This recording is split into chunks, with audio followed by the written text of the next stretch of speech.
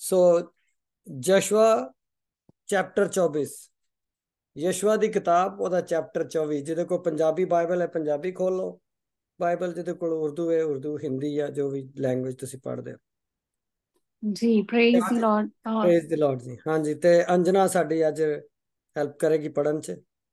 ਤੇ जी ਪੰਜਾਬੀ ਚ ਪਹਿਲੇ ਪੜਾਂਗੇ, ਉਸ ਤੋਂ ਬਾਅਦ ਫਿਰ ਨਾਲ ਨਾਲ ਉਰਦੂ ਦਾ ਮੈਂ ਵਿੱਚ I will try to mix ਕਰਕੇ ਥੋੜਾ ਬਹੁਤ ਚੱਲਣਾ जी ਲੈਂਗੁਏਜ। ब्रदर्स इस फुल चैप्टर पढ़ना। ਪਹਿਲੀਆਂ 13 ਆਇਤਾਂ ਪੜ੍ਹ ਲਓ ਪਹਿਲੇ। ठीक है जी। यशुआ 24 चैप्टर। ਯਹੋਸ਼ੂਆ ਦਾ ਆਖਰੀ ਫੈਸਲਾ ਸ਼ਕਮ ਵਿੱਚ। ਤਾਂ ਯਹੋਸ਼ੂਆ ਨੇ ਇਸਰਾਏਲ ਦੀਆਂ ਸਾਰੀਆਂ ਗੋਤਾਂ ਨੂੰ ਸ਼ਕਮ ਵਿੱਚ ਇਕੱਠਾ ਕੀਤਾ ਅਤੇ ਇਸਰਾਏਲ ਦੀਆਂ ਬਜ਼ੁਰਗਾਂ, ਸਰਦਾਰਾਂ, ਨਿਊਕਾਰਾਂ ਅਤੇ ਹੁੱਦੇਦਾਰਾਂ ਨੂੰ ਸੱਦਿਆ ਅਤੇ ਉਹ ਆਪਣੇ ਆਪ ਪਰਮੇਸ਼ਰ ਦੇ ਅੱਗੇ ਹਾਜ਼ਰ ਹੋ ਗਏ। ਤਾਂ ਯਹੋਸ਼ੂਆ ਨੇ ਸਾਰੀ ਪ੍ਰਜਾ ਨੂੰ ਆਖਿਆ, ਯਹੋਵਾ ਇਸਰਾਏਲ ਦਾ ਪਰਮੇਸ਼ਰ ਇਉਂ ਆਖਦਾ ਹੈ ਕਿ ਅਗਲੇ ਸਮਿਆਂ ਵਿੱਚ ਤੁਹਾਡੇ ਪਿਓ ਦਾਦੇ ਦਰਿਆ ਦੇ ਪਾਰ ਵਸਦੇ ਸਨ, ਖਾਸ ਕਰਕੇ ਤਰਾ, ਅਬਰਾਹਮ ਅਤੇ ਨਾਹੌਰ ਦਾ ਪਿਤਾ, ਅਤੇ ਉਹ ਦੂਜੇ ਦੇਵਤਿਆਂ ਦੀ ਉਪਾਸਨਾ ਕਰਦੇ ਸਨ। ਪਰ ਮੈਂ ਤੁਹਾਡੇ ਪਿਤਾ ਅਬਰਾਹਮ ਨੂੰ ਦਰਿਆ ਦੇ ਪਾਰੋਂ ਕਨਾਨ ਦੇਸ਼ ਵਿੱਚ ਲੈ ਕੇ ਆਇਆ ਅਤੇ ਮੈਂ ਉਸ ਦੀ ਅੰਸ਼ ਨੂੰ ਵਧਾਇਆ ਅਤੇ ਉਸ ਨੂੰ ਇਸਹਾਕ ਦਿੱਤਾ। ਅਤੇ ਇਸਹਾਕ ਨੂੰ ਮੈਂ ਯਾਕੂਬ ਅਤੇ ਏਸਾਓ ਦਿੱਤੇ। ਏਸਾਓ ਨੂੰ ਮੈਂ ਸੀਰ ਪਰਬਤ ਕਬਜ਼ਾ ਕਰਨ ਨੂੰ ਦਿੱਤਾ, ਪਰ ਯਾਕੂਬ ਅਤੇ ਉਹਦੀ ਅੰਸ਼ ਮਿਸਰ ਵਿੱਚ ਉਤਰ ਗਏ। ਫਿਰ ਮੈਂ ਮੂਸਾ ਅਤੇ ਹਾਰੂਨ ਨੂੰ ਘੱਲਿਆ ਅਤੇ ਮਿਸਰ ਨੂੰ ਮੈਂ ਬਵਾ ਨਾਲ ਮਾਰਿਆ, ਜਿਵੇਂ ਮੈਂ ਉਸ ਵਿੱਚ ਕੀਤਾ, ਅਤੇ ਪਿੱਛੋਂ ਮੈਂ ਤੁਹਾਨੂੰ ਕੱਢ ਲਿਆਇਆ ਅਤੇ ਮੈਂ ਤੁਹਾਡੇ ਪਿਓ ਦਾਦਿਆਂ ਨੂੰ ਮਿਸਰ ਤੋਂ ਕੱਢਿਆ ਅਤੇ ਤੁਸੀਂ ਸਮੁੰਦਰ ਤੀਕ ਆਏ। ਤਾਂ ਮਿਸਰੀਆਂ ਨੇ ਤੁਹਾਡੇ ਪਿਓ ਦਾਦਿਆਂ ਦਾ ਰਥਾਂ ਅਤੇ ਘੋੜਸਵਾਰਾਂ ਨਾਲ ਲਾਲ ਸਮੁੰਦਰ ਤੀਕ ਪਿੱਛਾ ਕੀਤਾ। ਜਦ ਉਹਨਾਂ ਨੇ ਯਹੋਵਾ ਦੇ ਅੱਗੇ ਤਰਲਾ ਪਾਇਆ ਤਾਂ ਉਸਨੇ ਤੁਹਾਡੇ ਵਿੱਚ ਅਤੇ ਮਿਸਰੀਆਂ ਵਿੱਚ ਹਨੇਰ ਘੁੱਪ ਕਰ ਦਿੱਤਾ ਅਤੇ ਉਹਨਾਂ ਉੱਤੇ ਸਮੁੰਦਰ ਨੂੰ ਛੱਡ ਦਿੱਤਾ, ਜਿਸ ਨੇ ਉਹਨਾਂ ਨੂੰ ਢੱਕ ਲਿਆ। ਅਤੇ ਜੋ ਕੁਝ ਮੈਂ ਮਿਸਰ ਵਿੱਚ ਕੀਤਾ ਤੁਸਾਂ ਆਪਣੀਆਂ ਅੱਖੀਂ ਵੇਖਿਆ, ਤਾਂ ਤੁਸੀਂ ਢੇਰ ਸਾਰੇ ਦਿਨਾਂ ਤੀਕ ਉਜਾੜ ਵਿੱਚ ਰਹੇ। ਫਿਰ ਮੈਂ ਤੁਹਾਨੂੰ ਅਮੋਰੀਆਂ ਦੇ ਦੇਸ਼ ਵਿੱਚ, ਜਿਹੜੇ ਯਰਦਨ ਪਾਰ ਵਸਦੇ ਸਨ, ਲੈ ਆਇਆ ਅਤੇ ਉਹ ਤੁਹਾਡੇ ਨਾਲ ਲੜੇ, ਪਰ ਮੈਂ ਉਹਨਾਂ ਨੂੰ ਤੁਹਾਡੇ ਹੱਥ ਵਿੱਚ ਦੇ ਦਿੱਤਾ ਅਤੇ ਤੁਸਾਂ ਉਹਨਾਂ ਦੇ ਦੇਸ਼ ਉੱਤੇ ਕਬਜ਼ਾ ਕਰ ਲਿਆ, ਪਰ ਮੈਂ ਉਹਨਾਂ ਦਾ ਤੁਹਾਡੇ ਅੱਗੋਂ ਨਾਸ਼ ਕਰ ਸੁੱਟਿਆ। ਤਾਂ ਫਿਰ ਮੋਆਬ ਦੇ ਰਾਜੇ ਸਿਫੋਰ ਦਾ ਪੁੱਤਰ ਬਲਕ ਉੱਠ ਕੇ ਇਸਰਾਏਲ ਨਾਲ ਲੜਿਆ ਅਤੇ ਉਸਨੇ ਬਿਓਰ ਦੇ ਪੁੱਤਰ ਬਿਲਆਮ ਨੂੰ ਅਤੇ ਤੁਹਾਨੂੰ ਸਰਾਪ ਦੇਣ ਲਈ ਸੱਦ ਘੱਲਿਆ, ਪਰ ਮੈਂ ਬਿਲਆਮ ਦੀ ਸੁਣਨੀ ਨਾ ਚਾਹੀ ਅਤੇ ਉਸਨੇ ਤੁਹਾਨੂੰ ਬਰਕਤ ਦਿੱਤੀ, ਸੋ ਮੈਂ ਤੁਹਾਨੂੰ ਉਹਦੇ ਹੱਥੋਂ ਛੁਡਾ ਲਿਆ। ਤਾਂ ਤੁਸੀਂ ਜਰਦਨ ਦੇ ਪਾਰ ਜਾ ਕੇ ਯੀਰੋ ਕੋਲ ਆਏ ਤੇ ਯੀਰੋ ਦੇ ਵਾਸੀ ਅਰਥਾਤ ਅਮੋਰੀ, ਫਰਿਜੀ, ਕਨਾਨੀ, ਹਿੱਤੀ, ਗਿਰਗਾਸੀ, ਹਿੱਬੀ ਅਤੇ ਯਬੂਸੀ ਤੁਹਾਡੇ ਨਾਲ ਲੜੇ, ਪਰ ਮੈਂ ਉਹਨਾਂ ਨੂੰ ਤੁਹਾਡੇ ਹੱਥ ਵਿੱਚ ਦੇ ਦਿੱਤਾ। ਤਾਂ ਮੈਂ ਤੁਹਾਨੂੰ ਅੱਗੇ ਡੇਹਮੂ ਘੱਲਿਆ ਅਤੇ ਉਸਨੇ ਅਮੋਰੀਆਂ ਦੇ ਦੋਹਾਂ ਰਾਜਿਆਂ ਨੂੰ ਤੁਹਾਡੇ ਅੱਗੋਂ ਕੱਢ ਦਿੱਤਾ। ਨਾ ਤੁਹਾਡੀ ਤੇਗ ਨਾਲ ਨਾ ਤੁਹਾਡੇ ਧਨੁੱਖ ਨਾਲ ਇਹ ਹੋਇਆ।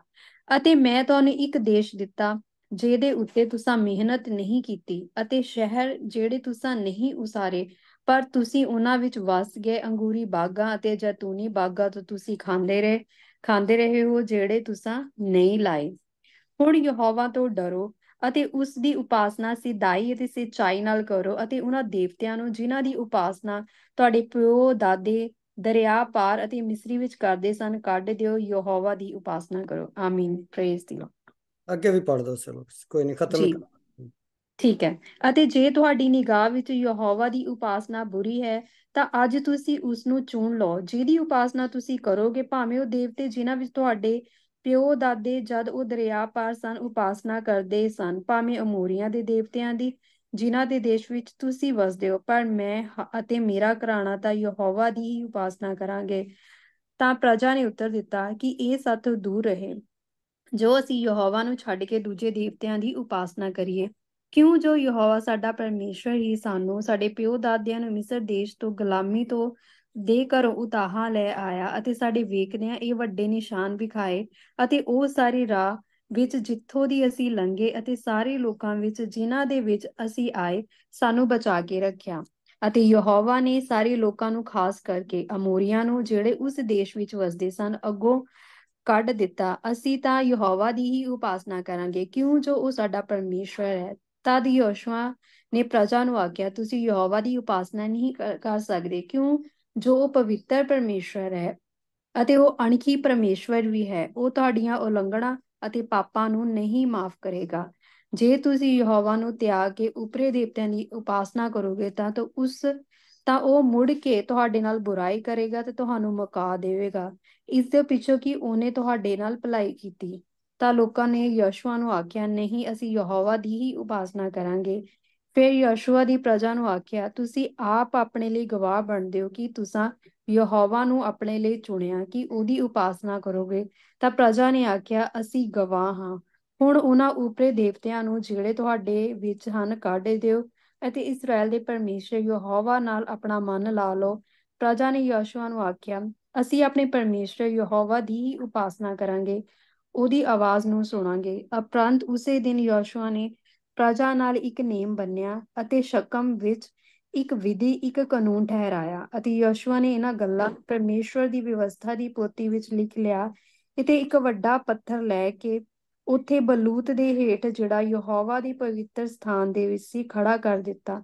ਤਾਂ ਯਹੋਸ਼ੂਆ ਨੇ ਸਾਰੀ ਪ੍ਰਜਾ ਨੂੰ ਆਖਿਆ, ਵੇਖੋ, ਇਹ ਪੱਥਰ ਸਾਡੇ ਵਿੱਚ ਇੱਕ ਗਵਾਹ ਹੈ, ਕਿਉਂ ਜੋ ਇਸਨੇ ਯਹੋਵਾ ਦੀਆਂ ਸਾਰੀਆਂ ਗੱਲਾਂ ਸੁਣੀਆਂ ਹਨ ਜਿਹੜੀਆਂ ਉਸਨੇ ਸਾਡੇ ਨਾਲ ਕੀਤੀਆਂ ਹਨ, ਅਤੇ ਇਹ ਤੁਹਾਡੇ ਉੱਤੇ ਗਵਾਹੀ ਲਈ ਹੋਵੇਗਾ, ਭਾਵੇਂ ਤੁਸੀਂ ਆਪਣੇ ਪਰਮੇਸ਼ਵਰ ਤੋਂ ਮੁੱਕਰ ਜਾਓ। ਫਿਰ ਯਹੋਸ਼ੂਆ ਨੇ ਸਾਰੀ ਪ੍ਰਜਾ ਨੂੰ ਉਹਨਾਂ ਦੀ ਮਿਲਕ ਨੂੰ ਘੱਲਿਆ। ਤਾਂ ਇਹ ਹੋਇਆ, ਇਹਨਾਂ ਗੱਲਾਂ ਦੇ ਪਿੱਛੋਂ ਨੂਨ ਦਾ ਪੁੱਤਰ ਯਹੋਸ਼ੂਆ ਯਹੋਵਾ ਦਾ ਦਾਸ ਚਲਾਣਾ ਕਰ ਗਿਆ। ਉਹ 110 ਵਰ੍ਹਿਆਂ ਦਾ ਸੀ ਅਤੇ ਉਹਨਾਂ ਨੇ ਉਸਨੂੰ ਉਸਦੀ ਮਿਲਕ ਦੀ ਹੱਦ ਉੱਤੇ ਤਿਮਨਤ ਸਰੇ ਅਤੇ ਅਫਰਾਇਮ ਦੇ ਪਹਾੜੀ ਦੇਸ਼ ਵਿੱਚ ਗਿਆਸ਼ ਨਾਮੀ ਪਰਬਤ ਦੇ ਉੱਤਰ ਵੱਲ ਦਫਨਾ ਦਿੱਤਾ। ਇਸਰਾਏਲ ਨੇ ਯਹੋਵਾ ਦੇ ਸਾਰੇ ਦਿਨਾਂ ਵਿੱਚ ਯਹੋਵਾ ਦੀ ਉਪਾਸਨਾ ਕੀਤੀ ਅਤੇ ਉਹਨਾਂ ਬਜ਼ੁਰਗਾਂ ਦੇ ਸਾਰੇ ਦਿਨਾਂ ਵਿੱਚ ਵੀ ਜਿਹੜੇ ਯਹੋਸ਼ੂਆ ਦੇ ਪਿੱਛੋਂ ਜਿਉਂਦੇ ਰਹੇ ਅਤੇ ਯਹੋਵਾ ਦਾ ਸਾਰਾ ਕੰਮ ਜਾਣਦੇ ਸਨ ਜਿਹੜਾ ਉਸਨੇ ਇਸਰਾਏਲ ਲਈ ਕੀਤਾ।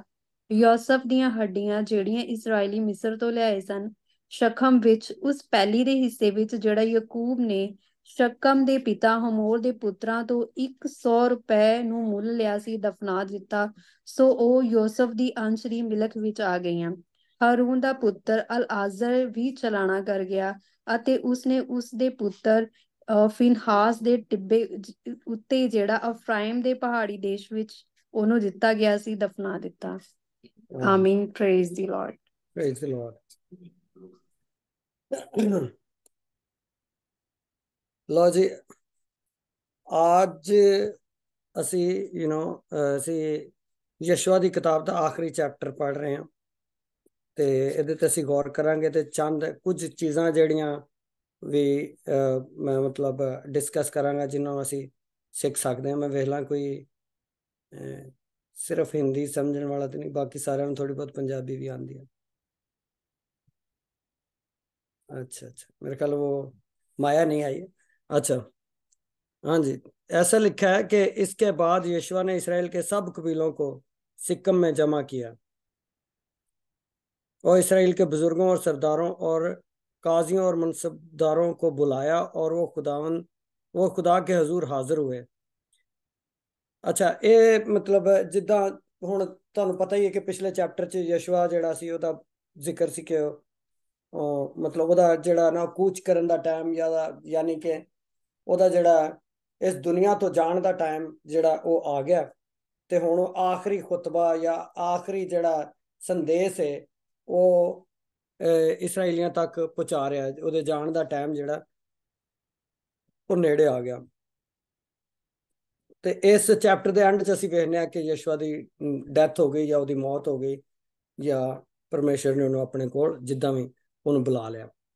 ਤੇ ਉਸ ਤੋਂ ਪਹਿਲੇ ਯਸ਼ੂਆ ਨੇ ਕੀ ਕੀਤਾ ਕਿ ਸਾਰੇ ਮਨਸਬਦਾਰਾਂ ਨੂੰ ਦੁਬਾਰਾ, ਸਾਰੇ ਕਾਜ਼ੀਆਂ ਨੂੰ, ਜਿਹੜੇ ਲੀਡਰ ਸਨ ਉੱਥੋਂ ਦੇ ਵੱਡੇ ਵੱਡੇ ਨੇਤਾ ਸਨ, ਉਹਨਾਂ ਸਾਰਿਆਂ ਨੂੰ, ਆਪਣੀ ਕੌਮ ਦੇ ਸਾਰੇ ਕਬੀਲੇ ਦੇ ਜਿਹੜੇ ਸਰਦਾਰ ਸਨ ਉਹਨਾਂ ਨੂੰ ਬੁਲਾਇਆ ਔਰ ਉਹਨੇ ਉਹਨਾਂ ਨਾਲ ਗੱਲਾਂ ਕੀਤੀਆਂ। ਪਹਿਲੀਆਂ ਚੰਦ 13-14 ਆਇਤਾਂ ਤਾਂ ਸਾਨੂੰ ਇਹ ਪਤਾ ਲੱਗਦਾ ਕਿ ਯਸ਼ੂਆ ਨੇ ਉਹਨਾਂ ਨੂੰ ਮਤਲਬ ਉਹ ਸਾਰੇ ਵੱਡੇ ਵੱਡੇ ਕੰਮ ਜਿਹੜੇ ਪਰਮੇਸ਼ਵਰ ਨੇ ਇਹਨਾਂ ਲਈ ਕੀਤੇ ਉਹ ਗਿਣਵਾਏ। ਉਹਨੇ ਜਮਾ ਕਿੱਥੇ ਕੀਤਾ? ਉਸ ਖਾਸ ਜਗ੍ਹਾ ਤੇ ਕੀ ਨਾ ਸਿੱਕਮ, ਇਹ ਉਹ ਜਗ੍ਹਾ ਹੈ। ਇਹਦੀ ਕਾਫੀ ਜ਼ਿਆਦਾ ਇਹਦੀ ਹਿਸਟਰੀ ਜਿਹੜੀ ਹੈ ਬਹੁਤ ਇੰਪੋਰਟੈਂਟ ਹੈ ਇਸ ਜਗ੍ਹਾ ਦੀ। ਇੱਥੇ ਅਸੀਂ ਵੇਖਦੇ ਹਾਂ ਕਿ ਜੈਨਸਿਸ ਯਾਨੀ ਕਿ ਪੈਦਾਇਸ਼ ਦੀ ਕਿਤਾਬ, ਉਤਪਤ ਪੈਦਾਇਸ਼ ਦੀ ਕਿਤਾਬ ਦੇ 12ਵਾਂ ਚੈਪਟਰ, ਉਹਦੀ 6ਵੀਂ ਤੇ 7ਵੀਂ ਆਇਤ ਪੜ੍ਹਿਓ ਜ਼ਰਾ, ਪਹਿਲੀ ਕਿਤਾਬ ਚ। ਚੈਪਟਰ ਬ੍ਰਦਰ ਜੀ? 12 ਚੈਪਟਰ, ਉਹਦੀ 6 ਤੇ 7 ਹੈ। ਜੀ। ਅਤੇ ਅਬਰਾਮ ਦੇਸ਼ ਦੇ ਵਿੱਚੋਂ ਦੀ ਸ਼ਕਮ ਦੀ ਥਾਂ ਤਾਈਂ ਅਰਥਾਤ ਮੋਰੋਤ ਅਤੇ ਬਲੂਤ ਤਾਈਂ ਲੰਘਿਆ, ਅਤੇ ਕਨਾਨੀ ਅਜੇ ਉਸ ਦੇਸ਼ ਵਿੱਚ ਹੈ ਸਨ। ਤਦ ਯਹੋਵਾ ਨੇ ਅਬਰਾਮ ਨੂੰ ਦਰਸ਼ਨ ਦੇ ਕੇ ਆਖਿਆ ਕਿ ਤੇਰੀ ਅੰਸ਼ ਨੂੰ ਮੈਂ ਇਹ ਧਰਤੀ ਦਿਆਂਗਾ। ਉਸਨੇ ਉੱਥੇ ਇੱਕ ਜਗਵੇਦੀ ਯਹੋਵਾ ਲਈ ਬਣਾਈ, ਜਿਸ ਨੇ ਉਹਨੂੰ ਦਰਸ਼ਨ ਦਿੱਤਾ ਸੀ। ਆਮੀਨ। ਹਾਂ, ਇਹ ਉਹ ਜਗ੍ਹਾ ਹੈ, ਪਹਿਲੀ ਵਾਰੀ ਇਹਦਾ ਜ਼ਿਕਰ ਬਾਈਬਲ ਚ ਮਿਲ ਰਿਹਾ, ਜਿੱਥੇ ਯਸ਼ਵਾ ਨੇ ਇਹਨਾਂ ਨੂੰ ਅੱਜ ਸਾਰਿਆਂ ਨੂੰ ਦੁਬਾਰਾ ਇਕੱਠਾ ਕੀਤਾ ਨਾ। ਇਹ ਉਹ ਜਗ੍ਹਾ ਜਿਹੜੀ ਜਿਹਦਾ ਪਹਿਲੀ ਵਾਰੀ ਜ਼ਿਕਰ ਅਸੀਂ ਜੈਨਸਿਸ ਦੀ ਯਾਨੀ ਕਿ ਪੈਦਾਇਸ਼ ਦੀ ਕਿਤਾਬ ਦੇ 12ਵੇਂ ਚੈਪਟਰ 'ਚ ਜਿਹੜਾ ਹੁਣ ਪੜ੍ਹਨੇ ਆ, ਜਿੱਥੇ ਕਿ ਇਬਰਾਹਿਮ ਨੇ, ਪਰਮੇਸ਼ਰ ਨੇ ਜਾਂ ਇਬਰਾਹਿਮ ਨੂੰ ਦਰਸ਼ਨ ਦਿੱਤਾ ਤੇ ਉਹਨੇ ਕੀ ਕੀਤਾ, ਉੱਥੇ ਇੱਕ ਜਗਵੇਦੀ ਬਣਾਈ ਯਾਨੀ ਕਿ ਆਲਟਰ ਬਣਾਇਆ। ਉਹਨੇ ਉੱਥੇ ਇੱਕ ਮਜ਼ਬਾ ਬਣਾਇਆ ਜਿੱਥੇ ਕੁਰਬਾਨੀ ਕਰਦੇ ਸੀ। ਤੇ ਇਹਦਾ ਦੁਬਾਰਾ ਅਸੀਂ ਇਹਦਾ ਅੱਗੇ ਜਾ ਕੇ ਜੈਨਸਿਸ ਦੀ ਇਸੇ ਕਿਤਾਬ ਦੀ 33 ਚੈਪਟਰ ਦੇ ਵਿੱਚ ਪੜ੍ਹਿਓ ਜ਼ਰਾ,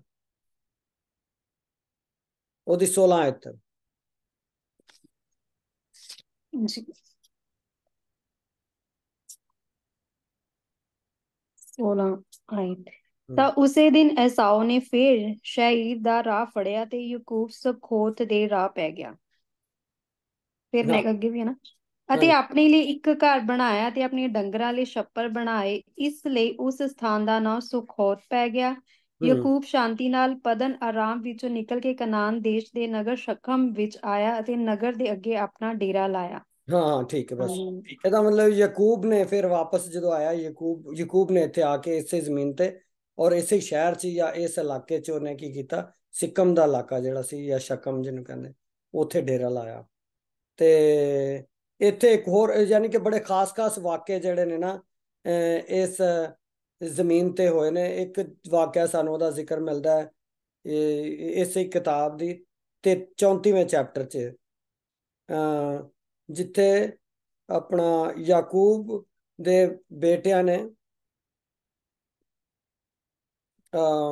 ਸ਼ਮਊਨ ਨੇ ਤੇ ਲਾਵੀ ਨੇ ਉਹ ਪੂਰਾ ਪਿੰਡ ਨੂੰ ਮਾਰ ਦਿੱਤਾ ਸੀ।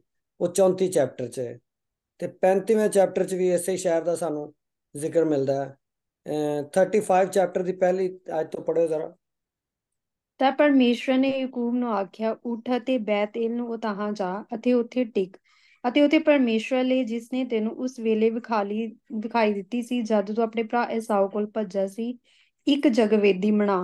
ਤਾਂ ਯਾਕੂਬ ਨੇ ਆਪਣੇ ਘਰਾਣੇ ਅਤੇ ਆਪਣੇ ਨਾਲ ਦੇ ਸਾਰੇ ਲੋਕਾਂ ਨੂੰ ਆਖਿਆ, ਤੁਸੀਂ ਪਰਾਏ ਦੇਵਤਿਆਂ ਨੂੰ ਜਿਹੜੇ ਤੁਹਾਡੇ ਵਿੱਚ ਹਨ ਬਾਹਰ ਸੁੱਟ ਦਿਓ ਤੇ ਪਵਿੱਤਰ ਹੋਵੋ ਤੇ ਆਪਣੇ ਵਸਤਰ ਬਦਲ ਲਓ, ਅਤੇ ਅਸੀਂ ਉੱਠ ਕੇ ਬੇਤੇਲ ਨੂੰ ਚੜੀਏ ਤੇ ਉੱਥੇ ਮੈਂ ਇੱਕ ਜਗਵੇਦੀ ਪਰਮੇਸ਼ਵਰ ਲਈ ਬਣਾਵਾਂਗਾ, ਜਿਸ ਨੇ ਮੇਰੀ ਵਿਪਤਾ ਦੇ ਦਿਨ ਉੱਤਰ ਦਿੱਤਾ ਤੇ ਜਿਸ ਰਾਸਤੇ ਤੇ ਮੈਂ ਚੱਲਦਾ ਸਾਂ ਮੇਰੇ ਨਾਲ ਰਿਹਾ। ਤਾਂ ਉਹਨਾਂ ਨੇ ਸਾਰੇ ਪਰਾਏ ਦੇਵਤੇ ਜਿਹੜੇ ਉਹਨਾਂ ਦੇ ਹੱਥਾਂ ਵਿੱਚ ਸਨ ਕੰਨਾਂ ਦੇ ਮੁੰਦਰੇ ਯਾਕੂਬ ਨੂੰ ਦੇ ਦਿੱਤੇ। ਤਾਂ ਯਾਕੂਬ ਨੇ ਉਹਨਾਂ ਨੂੰ ਬਲੂਤ ਦੇ ਰੁੱਖ ਹੇਠ ਜਿਹੜਾ ਸ਼ਖਮ ਦੇ ਨੇੜੇ ਸੀ ਲੁਕੋ ਦਿੱਤਾ। ਹਾਂ, ਤਾਂ ਉਹ ਬਸ ਇੰਨੇ ਜੀ। ਬੜਾ। ਉਹਨੇ ਸਾਰੇ ਉਹਨਾਂ ਦੇ ਦੇਵੀ ਦੇਵਤਾ ਜਿਹੜੇ ਉਹ ਆਪਣਾ ਜਿਹੜੀਆਂ ਚੀਜ਼ਾਂ ਨਾਲ ਲੈ ਕੇ ਤੁਰਦੇ ਸਨ ਪਏ, ਸਾਰੀਆਂ ਲੈ ਕੇ ਉਹਨੇ ਕੀ ਕੀਤਾ, ਸ਼ਿਕਮ ਦੇ ਵਿੱਚ ਉਹਨੇ ਉਹਨਾਂ ਨੂੰ ਦਫਨਾ ਦਿੱਤਾ। ਜਾਂ ਉਹਨੂੰ ਇਹੋ ਹੀ ਉਹੀ ਸ਼ਹਿਰ ਹੈਗਾ ਜਿਹਦਾ ਅੱਜ ਅਸੀਂ ਜ਼ਿਕਰ ਪੜ ਰਹੇ ਹਾਂ। ਯਸ਼ਵਾ ਨੇ ਇਹਨਾਂ ਨੂੰ ਕਿੱਥੇ ਇਕੱਠਾ ਕੀਤਾ, ਸਿੱਕਮ ਦੇ ਵਿੱਚ ਇਕੱਠਿਆਂ ਕੀਤਾ, ਸਾਰੇ ਬਜ਼ੁਰਗਾਂ ਨੂੰ ਉੱਥੇ ਉਹਨੇ ਇਕੱਠਿਆਂ ਕੀਤਾ। ਤੇ ਇੱਕ ਜਗ੍ਹਾ ਜਿਹੜੀ ਹੈ ਬੜੀ ਖਾਸ ਹੈ ਪੂਰੇ ਸਾਰੇ ਇਸਰਾਏਲੀਆਂ ਵਾਸਤੇ, ਇਹ ਅੱਜ ਵੀ ਜਗ੍ਹਾ ਹੈਗੀ, ਅੱਜ ਵੀ ਸ਼ਹਿਰ ਇੱਕ ਹੈਗਾ ਉੱਥੇ। ਤੇ ਇੱਥੇ ਅਸੀਂ ਵੇਖਦੇ ਹਾਂ ਕਿ ਉਹਨੇ ਕੀ ਕਿਹਾ, ਉਹਨੇ ਉਹਨਾਂ ਨੂੰ ਉਹ ਵਾਅਦੇ ਔਰ ਉਹ ਕੰਮ ਜਿਹੜੇ ਪਰਮੇਸ਼ਰ ਨੇ ਉਹਨਾਂ ਲਈ ਕੀਤੇ ਸੀ, ਉਹ ਸਾਰੇ ਉਹਨਾਂ ਨੂੰ ਯਾਦ ਕਰਵਾਏ। ਉਹਨੇ ਕਿਹਾ कि और मैंने तुम्हारे बाप लिखा मैंने तुम्हारे बाप इब्राहिम को बड़े दरिया के पार से लेकर कनान के सारे मुल्क में उसकी रहबरी और उसकी नस्ल को बढ़ाया और उसे इजहाक अनायत किया। ਹੁਣ ਜਿਹੜਾ ਨਾ ਯਸ਼ਵਾ ਜਿਹੜਾ ਉਹਨਾਂ ਨੂੰ ਇੱਕ ਕਿਸਮ ਦਾ ਯਸ਼ਵਾ ਜਿਹੜਾ ਉਹ ਐਸਾ ਚ ਨਬੀ ਤਾਂ ਨਹੀਂ ਸੀ, ਪਰ ਨਬੀਆਂ ਵਾਂਗਰ ਉਹ ਬੋਲਿਆ ਜਾਂ ਨਬੀਆਂ ਤਰ੍ਹਾਂ ਖੁਦਾ ਨੇ ਉਹਦੇ ਨਾਲ ਕਲਾਮ ਵੀ ਕੀਤਾ, ਯਾਨੀ ਕਿ ਖੁਦਾ ਦੇ ਜਿਹੜੀ ਗੱਲ ਸੀ ਆਪਣੇ ਲੋਕਾਂ ਤੱਕ ਉਹਨੇ ਪਹੁੰਚਾਈ। ਤੇ ਜਦ ਕਿ ਯਸ਼ਵਾ ਬਜ਼ਾਹਿਰ ਯਾਨੀ ਕਿ ਲੀਡਰ, ਉਹਨੂੰ ਜ਼ਿਆਦਾ ਲੀਡਰ ਸਮਝਿਆ ਜਾਂਦਾ, ਨਬੀ ਨਾਲੋਂ ਜ਼ਿਆਦਾ ਉਹ ਲੀਡਰ ਸੀ। ਯਾਨੀ ਕਿ ਜਿਹੜੇ ਨਬੀ ਤੇ ਹੁੰਦੇ ਸਨ ਜਿਹੜੇ ਜਿਹੜੇ ਭਵਿੱਖਬਾਣੀਆਂ ਕਰਦੇ, ਤੇ ਲੇਕਿਨ ਸਿਰਫ ਭਵਿੱਖਬਾਣੀਆਂ ਜਿਹੜੇ ਕਰਦੇ ਆ ਜਾਂ ਜਿਹੜੇ ਪ੍ਰੋਫੈਸੀ ਜਾਂ ਨਬੂਵਤ ਕਰਦੇ, ਉਹਨਾਂ ਨੂੰ ਨਬੀ ਨਹੀਂ ਕਿਹਾ ਜਾਂਦਾ ਸੀ, ਬਲਕਿ ਉਹ ਵੀ ਜਿਹੜੇ ਪਰਮੇਸ਼ਰ ਦੀ ਗੱਲ ਜਾਂ ਉਹਦੇ ਮਨ ਦੀ ਗੱਲ, ਦਿਲ ਦੀ ਗੱਲ ਜਿਹੜੀ ਸੀ ਲੋਕਾਂ ਤੱਕ ਪਹੁੰਚਾਉਂਦੇ ਸੀ। ਤੇ ਹੁਣ ਯਸ਼ਵਾ ਜਿਹੜਾ ਆਪਣੇ ਪਿਤਾ ਪਰਮੇਸ਼ਰ ਜਿਹੜਾ ਉਹਦੇ ਦਿਲ 'ਚ ਗੱਲ ਪਾ ਰਿਹਾ, ਉਹ ਆਪਣੇ ਲੋਕਾਂ ਤੱਕ ਪਹੁੰਚਾ ਰਿਹਾ। ਇਸ ਲਿਹਾਜ਼ ਨਾਲ ਯਸ਼ਵਾ ਇੱਕ ਕਿਸਮ ਦਾ ਨਬੀ ਵੀ ਇੱਥੇ ਅਸੀਂ ਉਹਨੂੰ ਕਹਿ ਸਕਦੇ ਹਾਂ। ਤੇ ਉਹ ਉਹਨਾਂ ਨੂੰ ਦੱਸ ਰਿਹਾ ਹੈ ਕਿ ਵੀ ਤੁਹਾਡੇ ਨਾਲ ਪਰਮੇਸ਼ਰ ਨੇ ਕਿਸ ਕਿਸ ਤਰ੍ਹਾਂ ਤੁਹਾਡੇ ਤੇ ਦਇਆ ਕੀਤੀ, ਔਰ ਉਹਨੇ ਤੁਹਾਨੂੰ ਇਬਰਾਹਿਮ ਦੀ ਨਸਲ ਨੂੰ ਉਹਨੇ ਬਰਕਤ ਦਿੱਤੀ, ਤੇ ਉਹਨੂੰ ਕੀ ਕੀਤਾ, ਇਜ਼ਹਾਕ ਦਿੱਤਾ, ਆਇਜ਼ਕ ਜਿਹਨੂੰ ਕਹਿੰਦੇ ਨੇ। और उसने याकूब आइजक को याकूब और येसु बख्शे, और येसु को मुल्क शहीर दिया कि वो उसका मालिक हो, और याकूब अपनी औलाद समेत मिस्र में गया। और उसने मूसा और हारून को भेजा, और मिस्र पर जो जो मैंने उसको किया, मैंने उसमें किया, उसके मुताबिक मेरी मेरी मार पड़ी, और इसके बाद मैं उसके बाद में तुमको निकाल आया। सॉरी, ਮੁਤਾਬਿਕ ਮੇਰੀ ਮਾਰ ਪੜੀ। ਹਾਂਜੀ, ਸੋ ਖੁਦਾਵੰਦ ਉਹਨਾਂ ਨੂੰ ਯਾਦ ਕਰਾ ਰਿਹਾ ਕਿ ਤੁਹਾਡੇ ਨਾਲ ਅਸੀਂ ਮੈਂ ਕੀ ਕੀ ਕੀਤਾ, ਜਿਸ ਤਰ੍ਹਾਂ ਮਿਸਰੀਆਂ ਨੂੰ ਯਾਕੂਬ ਜਿਹੜਾ ਸੀ ਆਪਣੀ ਪੂਰੀ, ਇਸਹਾਕ ਤੋਂ ਯਾਕੂਬ ਪੈਦਾ ਹੋਇਆ, ਇਸਹਾਕ ਤੋਂ ਯਾਕੂਬ ਤੇ ਈਸੂ ਪੈਦਾ ਹੋਏ ਨੇ, ਤੇ ਯਾਕੂਬ ਈਸੂ ਨੂੰ ਜਿਹੜੀ ਜਗ੍ਹਾ ਦਿੱਤੀ ਗਈ ਉਹ ਆਪਣੇ ਮੁਲਕ 'ਚ ਵਸ ਗਿਆ। ਤੇ ਜਿਹੜਾ ਯਾਕੂਬ ਸੀ ਉਹ ਮੁਲਕ ਮਿਸਰ 'ਚ ਉਹਦੀ ਪੂਰੀ ਨਸਲ ਜਿਹੜੀ ਸੀ ਗੁਲਾਮ ਹੋ ਗਈ, ਔਰ ਉਸ ਤੋਂ ਬਾਅਦ ਉਹ ਉੱਥੇ ਉਹਨਾਂ ਨੂੰ ਮੈਂ ਬੜੇ ਖੁਦਾ ਉਹਨਾਂ ਨੂੰ ਯਾਦ ਕਰਾ ਰਿਹਾ ਪਰਮੇਸ਼ਰ ਕਿ ਮੈਂ ਬੜੀ ਤਾਕਤ ਦੇ ਨਾਲ, ਬੜੇ ਜ਼ੋਰ ਨਾਲ ਯਾਕੂਬ ਨੂੰ ਤੇ ਉਹ ਯਾਕੂਬ ਦੀ ਪੂਰੀ ਨਸਲ ਨੂੰ ਵਾਪਸ ਮੁਲਕ ਕਨਾਨ 'ਚ, ਜਾਂ ਜਿਹੜੀ ਵਾਅਦੇ ਦੀ ਜ਼ਮੀਨ ਸੀ ਜਿਹਨੂੰ ਅੱਜ ਅਸੀਂ ਇਸਰਾਈਲ ਕਹਿੰਦੇ ਹਾਂ, ਉਸ ਮੁਲਕ 'ਚ ਵਾਪਸ ਲੈ ਕੇ आया। और तुम्हारे बाप दादा को मैंने मिस्र से निकाला, और तुम समुंदर पर आए। तब मिस्रियों ने रुत्थों और सवारों को लेकर बहर कुलजम तक तुम्हारे बाप दादा का पीछा किया। और जब उन्होंने खुदावन से फरियाद की तो उसने तुम्हारे और मिस्रियों के दरमियान अंधेरा कर दिया, और समुंदर को उन पर चढ़ा लाया, और उनको छिपा दिया, और तुमने जो कुछ मैंने मिस्र में किया अपनी आंखों से देखा। ਇਹਦਾ ਮਤਲਬ ਹੈ ਖੁਦਾਵੰਦ ਉਹਨਾਂ ਨੂੰ ਯਾਦ ਕਰਾ ਰਿਹਾ ਕਿ ਮਿਸਰ 'ਚ ਸਮੁੰਦਰ ਦੇ, ਜਦੋਂ ਤੁਹਾਨੂੰ ਮਿਸਰ 'ਚੋਂ ਕੱਢਿਆ ਤੇ ਸਮੁੰਦਰ ਦੇ ਕਿਸ ਤਰ੍ਹਾਂ ਖੁਦਾਵੰਦ ਕਹਿ ਰਿਹਾ ਕਿ ਮੈਂ ਤੁਹਾਡੇ ਲਈ ਸਮੁੰਦਰ ਦੇ ਦੋ ਟੁਕੜੇ ਕਰ ਦਿੱਤੇ, ਤੇ ਜਿਹੜੇ ਸਮੁੰਦਰ 'ਚੋਂ ਤੁਸੀਂ ਨਿਕਲ ਕੇ ਚਲੇ ਗਏ ਸੋ ਤੁਹਾਡੇ ਦੁਸ਼ਮਣ ਉਸੇ ਸਮੁੰਦਰ ਦੇ ਪਾਣੀ 'ਚ ਕੀ ਹੋ ਗਏ ਸੀ, ਗਰਕ ਹੋ ਗਏ ਸੀ। ਤੇ ਇਹਦਾ ਮਤਲਬ ਇਹ ਹੈ ਕਿ ਉਹ ਨਸਲ ਜਿਹੜੀ ਸੀ ਉਹ ਉਦੋਂ ਹੋ ਸਕਦਾ ਬਹੁਤ ਸਾਰੇ ਉਦੋਂ ਜਵਾਨ ਹੋਣ ਜਾਂ ਬਹੁਤ ਬੱਚੇ ਹੋਣ ਜਿਨ੍ਹਾਂ ਨੇ ਸਮੁੰਦਰ ਪਾਰ ਕੀਤਾ ਸੀ, ਤੇ ਉਹਨਾਂ 'ਚੋਂ ਬਹੁਤ ਸਾਰੇ ਯਾਨੀ ਕਿ ਜਿਹੜੇ ਬੱਚੇ ਸਨ, ਬਾਕੀ ਨਸਲ ਤੇ ਬਿਆਬਾਨ 'ਚ ਅਸੀਂ ਤਬਾਹ ਹੋ ਗਈ ਨਾ।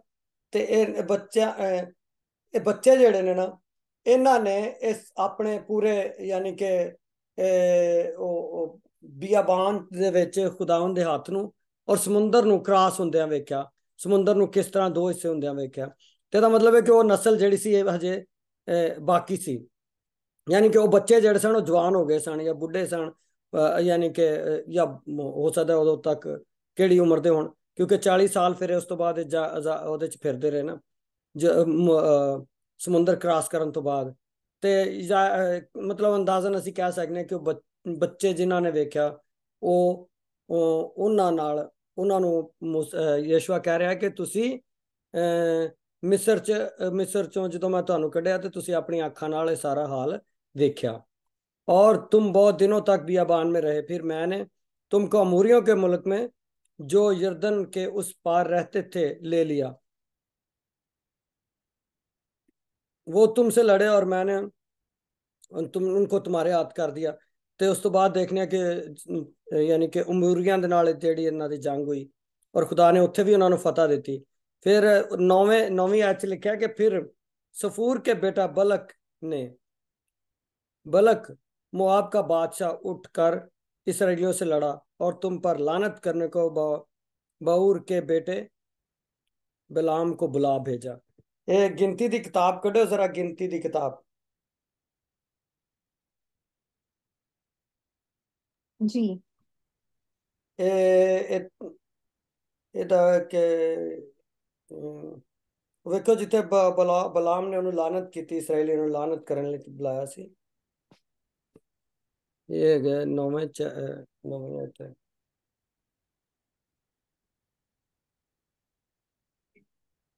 23 ਚੈਪਟਰ ਹੈ ਬਿਲਾਮ ਦਾ, 22 ਵੀ ਆ। ਆਹੋ ਗਿਣਤੀ ਦੀ ਕਿਤਾਬ ਦੇ, ਹਾਂ। ਹਾਂਜੀ 22 ਚੈਪਟਰ।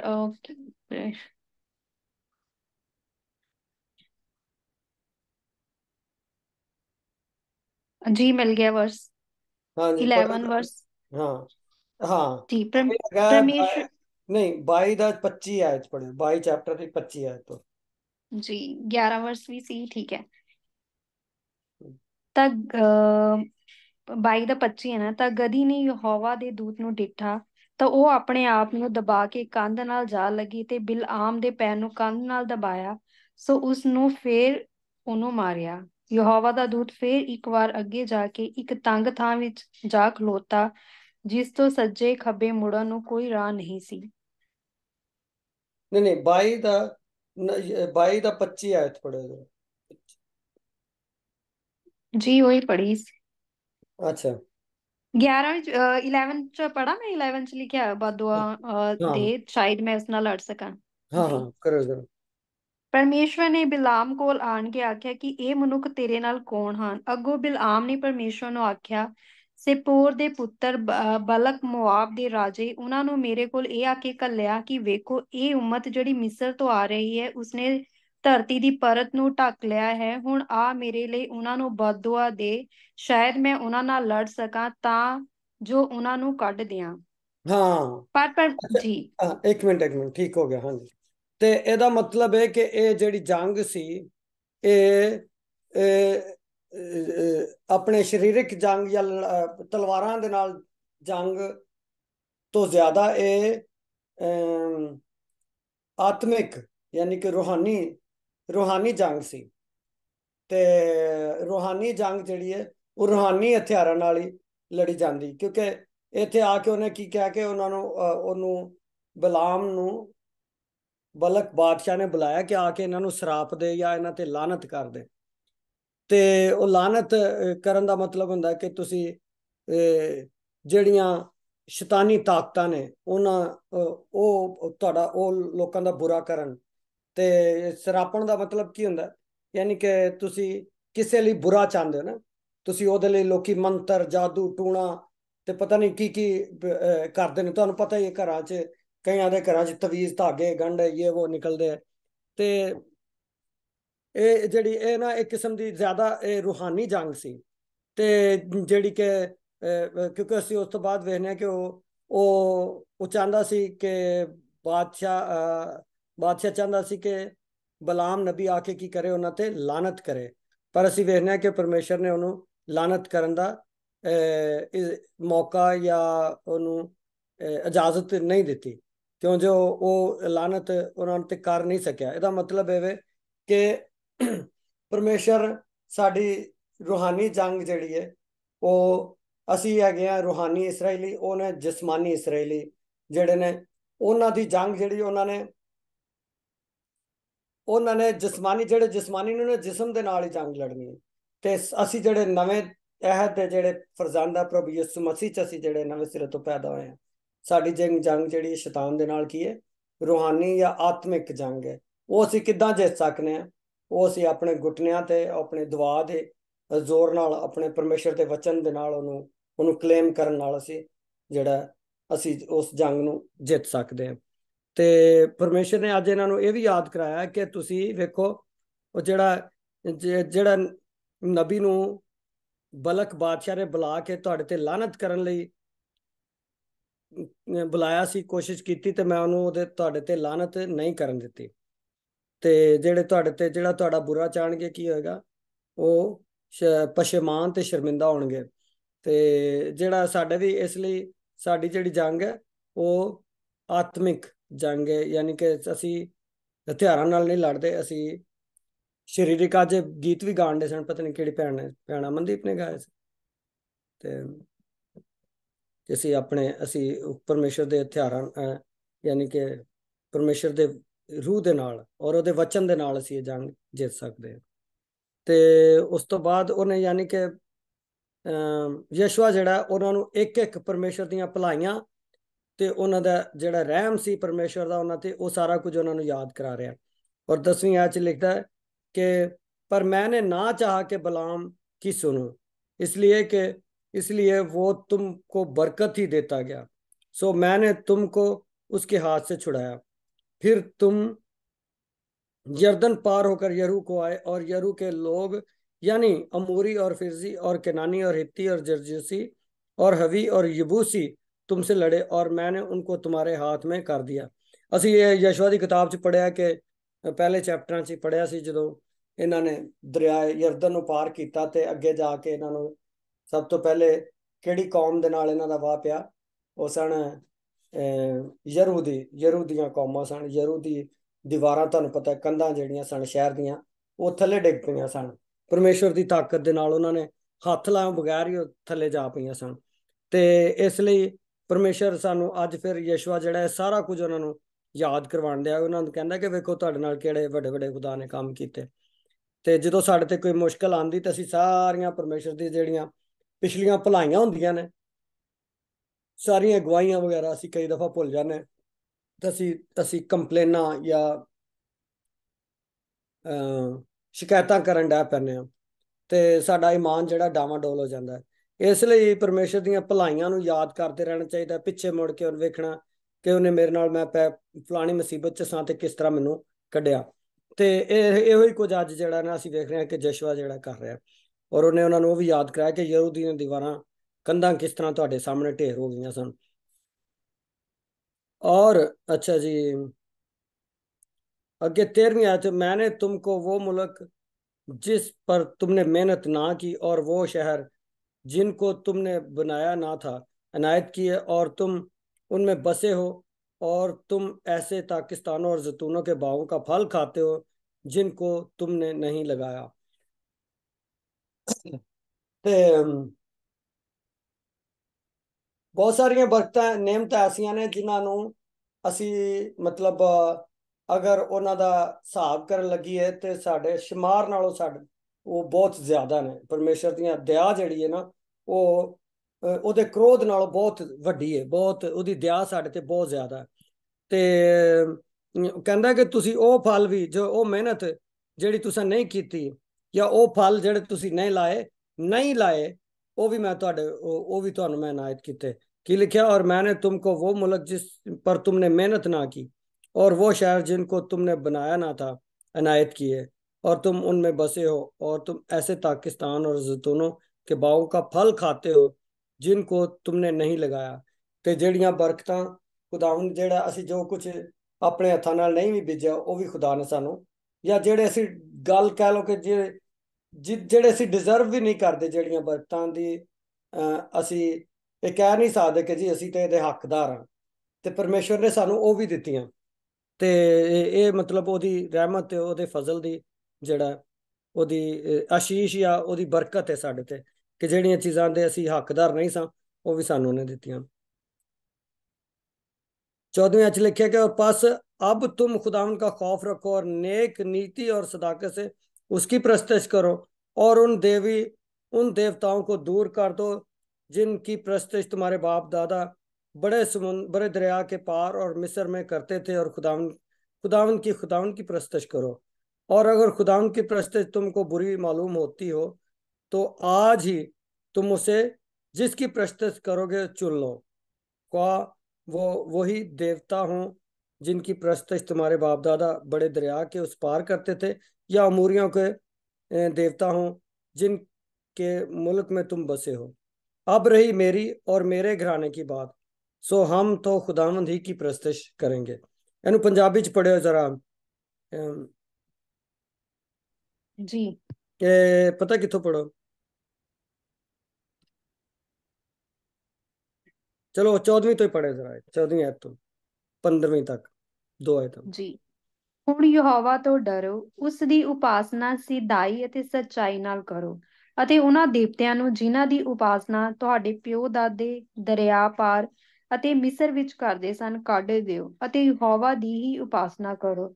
ਅਤੇ ਜੇ ਤੁਹਾਡੀ ਨਿਗਾਹ ਵਿੱਚ ਯਹੋਵਾ ਦੀ ਉਪਾਸਨਾ ਬੁਰੀ ਹੈ, ਤਾਂ ਅੱਜ ਤੁਸੀਂ ਉਸ ਨੂੰ ਚੁਣ ਲਓ, ਜਿਹਦੀ ਉਪਾਸਨਾ ਤੁਸੀਂ ਕਰੋਗੇ, ਭਾਵੇਂ ਉਹ ਦੇਵਤੇ ਜਿਨ੍ਹਾਂ ਦੀ ਤੁਹਾਡੇ ਪਿਓ ਦਾਦੇ ਜਦ ਉਹ ਦਰਿਆ ਪਾਰ ਸਨ ਉਪਾਸਨਾ ਕਰਦੇ ਸਨ, ਭਾਵੇਂ ਅਮੋਰੀਆਂ ਦੇ ਦੇਵਤਿਆਂ ਦੀ ਜਿਨ੍ਹਾਂ ਦੇ ਦੇਸ਼ ਵਿੱਚ ਤੁਸੀਂ ਵਸਦੇ ਹੋ।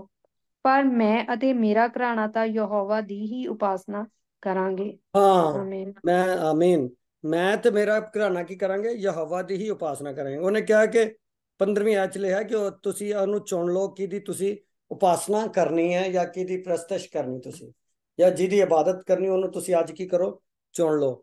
ਅਸੀਂ ਜਿੰਨੇ ਸਾਡੀ ਜ਼ਿੰਦਗੀ 'ਚ ਜ਼ਿਆਦਾਤਰ ਜਿਹੜੇ ਜ਼ਿਆਦਾ ਮਸਲੇ ਮਸਾਇਲ ਜਿਹੜੇ ਆਉਂਦੇ ਆ, ਉਹ ਇਸ ਵਜ੍ਹਾ ਨਾਲ ਆਉਂਦੇ ਕਿ ਸਾਡੀ ਜਿਹੜੀ ਚੋਇਸ ਹੈ, ਜਾਂ ਅਸੀਂ ਚੁਣਨੇ ਕੀ ਚੁਣਨੇ ਆਪਣੇ ਲਈ। ਇੱਧਰ ਇੱਕ ਹੱਥ ਬੁਰਾਈ ਇੱਕ ਹੱਥ ਤੇ ਚੰਗਾਈ ਹੈ, ਅਸੀਂ ਕੀ ਚੁਣਾਂਗੇ? ਠੀਕ ਹੈ। ਇਸੇ ਤਰ੍ਹਾਂ ਮਤਲਬ ਬਹੁਤ ਸਾਰੇ ਮਾਮਲਾਤ ਦੇ ਵਿੱਚ ਅਸੀਂ ਜਿਹੜੇ ਜੋ ਕੁਝ ਅਸੀਂ ਚੁਣਨੇ ਆ ਨਾ, ਉਹਦੇ ਤੇ ਹੀ ਸਾਡੀ ਜਿਹੜੀ ਹੈ ਸਾਡਾ ਆਉਣ ਵਾਲੇ ਸਮੇਂ ਜਿਹੜੇ ਨੇ ਉਹਦਾ ਦਾਰੋਮਦਾਰ ਉਹਦੇ ਤੇ ਹੁੰਦਾ ਹੈ। ਤੇ ਪਰਮੇਸ਼ਰ ਨੇ ਬੜਾ ਵਾਜ਼ੇ ਕਲਾਮ 'ਚ ਲਿਖਿਆ ਕਿ ਤੁਸੀਂ ਚੁਣ ਲਓ, ਤੁਸੀਂ ਚੂਜ਼ ਕਰੋ, ਤੁਸੀਂ ਪ੍ਰਭੂ ਯਿਸੂ ਮਸੀਹ ਨੂੰ ਚੁਣਨਾ ਜਾਂ ਤੁਸੀਂ ਸ਼ੈਤਾਨ ਨੂੰ ਚੁਣਨਾ। ਯੂਹੰਨਾ ਦੀ ਇੰਜੀਲ ਦਾ 6ਵਾਂ ਚੈਪਟਰ ਉਹਦੀ 6ਵੀਂ ਆਇਤ 'ਚ ਜ਼ਰਾ ਪੜਿਓ ਜ਼ਰਾ। ਜੀ। 6 ਚੈਪਟਰ। ਹਾਂਜੀ, 6ਵੀਂ ਆਇਤ ਪੜ੍ਹੋ।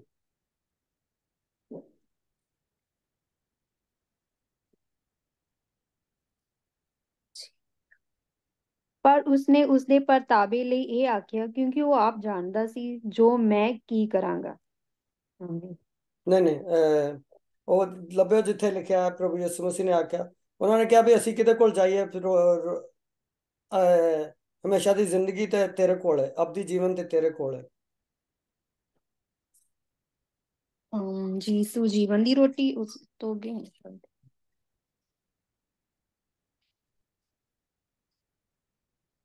ਇਸ 6ਵੇਂ ਚੈਪਟਰ 'ਚ ਹੀ ਹੈ ਕਿਤੇ।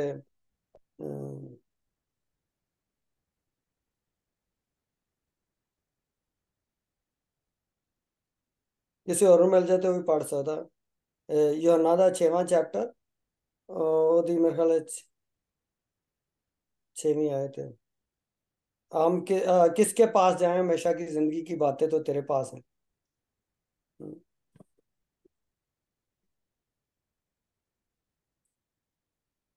ਅਤੇ ਉਹਨਾਂ ਨੇ ਉਸਨੂੰ ਆਖਿਆ ਕਿ ਪਰਮੇਸ਼ਰ ਦੇ ਕੰਮ ਕਰਨ ਨੂੰ ਅਸੀਂ ਕੀ ਕਰੀਏ? हम्म, जी, 1 मिनट में 10 मिनट। हाँ, ए वे 60 तो पढ़ो जरा, 60 वर्स तो। ਜੀ। ਇਸ ਲਈ ਉਹਦੇ ਚੇਲਿਆਂ ਵਿੱਚੋਂ ਬਹੁਤਿਆਂ ਨੇ ਸੁਣ ਕੇ ਆਖਿਆ, ਜੋ ਇਹ ਔਖੀ ਗੱਲ ਹੈ, ਇਹਨੂੰ ਕੌਣ ਸੁਣ ਸਕਦਾ ਹੈ? ਪਰ ਯਿਸੂ ਨੇ ਆਪਣੇ ਮਨ ਵਿੱਚ ਇਹ ਜਾਣਿਆ, ਮੇਰੇ ਚੇਲੇ ਇਸ ਗੱਲ ਉਤੇ ਬੁੜਬੁੜਾਉਂਦੇ ਹਨ। ਉਹਨਾਂ ਨੂੰ ਆਖਿਆ ਕਿ ਇਸ ਤੋਂ ਤੁਹਾਨੂੰ ਠੋਕਰ ਲੱਗਦੀ ਹੈ। ਫਿਰ ਕੀ ਹੋਵੇਗਾ ਜੇਕਰ ਤੁਸੀਂ ਮਨੁੱਖ ਦੇ ਪੁੱਤਰ ਨੂੰ ਉਤਾਹਾਂ ਚੜ੍ਹਦੇ ਵੇਖੋਗੇ ਜਿੱਥੇ ਉਹ ਪਹਿਲਾਂ ਸੀ। ਜੀਵਨ ਦਾਤਾ ਦਾ ਆਤਮਾ ਹੈ, ਮਾਂਸ ਤੋਂ ਕੁਝ ਲਾਭ ਨਹੀਂ। ਜਿਹੜੀਆਂ ਗੱਲਾਂ ਮੈਂ ਤੁਹਾਨੂੰ ਆਖੀਆਂ ਹਨ ਉਹ ਆਤਮਾ ਹਨ ਅਤੇ ਜੀਵਨ ਹਨ। ਪਰ ਤੁਹਾਡੇ ਵਿੱਚੋਂ ਕਿੰਨੇ ਹੀ ਹਨ ਜੋ ਨਿਸ਼ਚਾ ਨਹੀਂ ਕਰਦੇ, ਕਿਉਂਕਿ ਯਿਸੂ ਮੁੰਡੋ ਜਾਣਦਾ ਸੀ ਕਿ ਕਿਹੜੇ ਹਨ ਜਿਹੜੇ ਨਿਸ਼ਚਾ ਨਹੀਂ ਕਰਦੇ ਅਤੇ ਕੌਣ ਹੈ ਜੋ ਮੈਨੂੰ ਫੜਵਾਵੇਗਾ। ਉਸਨੇ ਆਖਿਆ, ਇਸ ਕਾਰਨ ਮੈਂ ਤੁਹਾਨੂੰ ਇਹ ਆਖਿਆ ਕਿ ਕੋਈ ਮੇਰੇ ਕੋਲ ਨਹੀਂ ਆ ਸਕਦਾ ਜੇਕਰ ਇਹ ਪਿਤਾ ਦੇ ਵੱਲੋਂ ਉਹਨੂੰ ਬਖਸ਼ਿਆ ਨਾ ਗਿਆ ਹੋਵੇ। ਇਸ ਗੱਲ ਤੋਂ ਉਸਦੇ ਚੇਲਿਆਂ ਵਿੱਚੋਂ ਬਹੁਤੇ ਪਿਛਾਹਾਂ ਨੂੰ ਫਿਰ ਗਏ ਅਤੇ ਮੁੜ ਉਹਦੇ ਨਾਲ ਨਾ ਚੱਲੇ। ਉਪਰੰਤ ਯਿਸੂ ਨੇ ਉਹਨਾਂ 12 ਨੂੰ ਆਖਿਆ, ਤੁਸੀਂ ਵੀ ਜਾਣਾ ਚਾਹੁੰਦੇ ਹੋ? ਸ਼ਮਿਉਨ ਪਤਰਸ ਨੇ ਉੱਤਰ ਦਿੱਤਾ, ਪ੍ਰਭੂ ਜੀ, ਅਸੀਂ ਕਿਹਦੇ ਕੋਲ ਜਾਈਏ? ਸੰਦੀਪਕ ਜਿਉਣ ਦੀਆਂ ਗੱਲਾਂ ਤਾਂ ਤੇਰੇ ਕੋਲ ਹਨ, ਤੇ ਅਸਾਂ ਤਾਂ ਨਿਹਚਾ ਕੀਤੀ ਅਤੇ ਜਾਣਿਆ ਕਿ ਤੂੰ ਪਰਮੇਸ਼ਵਰ ਦਾ ਪਵਿੱਤਰ ਪੁਰਖ ਹੈ। हाँ हाँ, ਯਿਸੂ ਨੇ बस ठीक। ਉਹਨਾਂ ਨੂੰ हाँ ਜੀ ठीक है, नहीं काफी। ਅਸੀਂ ਕਿਹਦੇ ਕੋਲ ਜਾਈਏ? ਕੀ ਹੈ? ਹਮੇਸ਼ਾ ਦੀਆਂ अवधि जीवन दियां गल्लां ते तेरे कोल ने ना। हम ਜੀ किसके पास जाएं? कि हम किसके पास जाएं? हमेशा जिंदगी की बातें तो तेरे ही पास हैं। ਤੇ ਇੱਥੇ ਮਤਲਬ ਅਸੀਂ ਸਾਨੂੰ ਰਲਦੀ ਮਿਲਦੀ ਗੱਲ ਇੱਥੇ ਵੀ ਨਜ਼ਰ ਆਉਂਦੀ ਤਾਂ ਆਪਣਾ ਯਿਸ਼ਵਾ ਕੀ ਕਹਿਣ ਡਿਆ कि अब रही मेरी हुण रही मेरी और मेरे घराने की गल, तो हम तो परमेश्वर की ही उपासना करेंगे, हम तो असी तो परमेश्वर की ही प्रस्तश करांगे।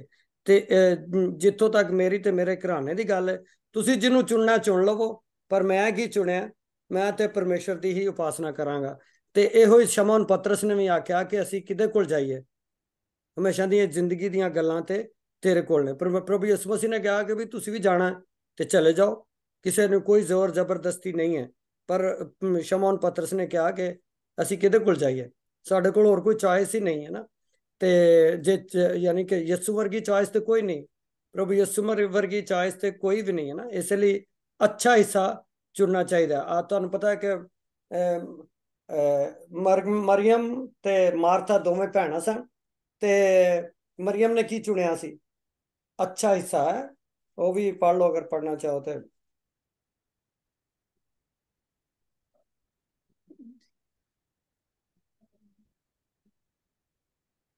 ये होएगा लूका दी इंजील 32। 10वां चैप्टर और 42 वर्स दे बारे।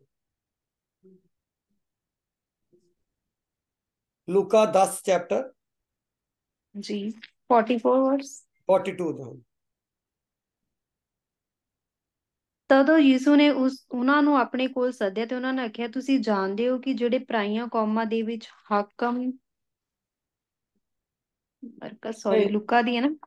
ਲੂਕਾ ਦਾ ਅੰਜੀਲ ਦਾ 10ਵਾਂ ਅਧਿਆਏ ਉਹਦੀ 42 ਵਰਸ। ਜੀ,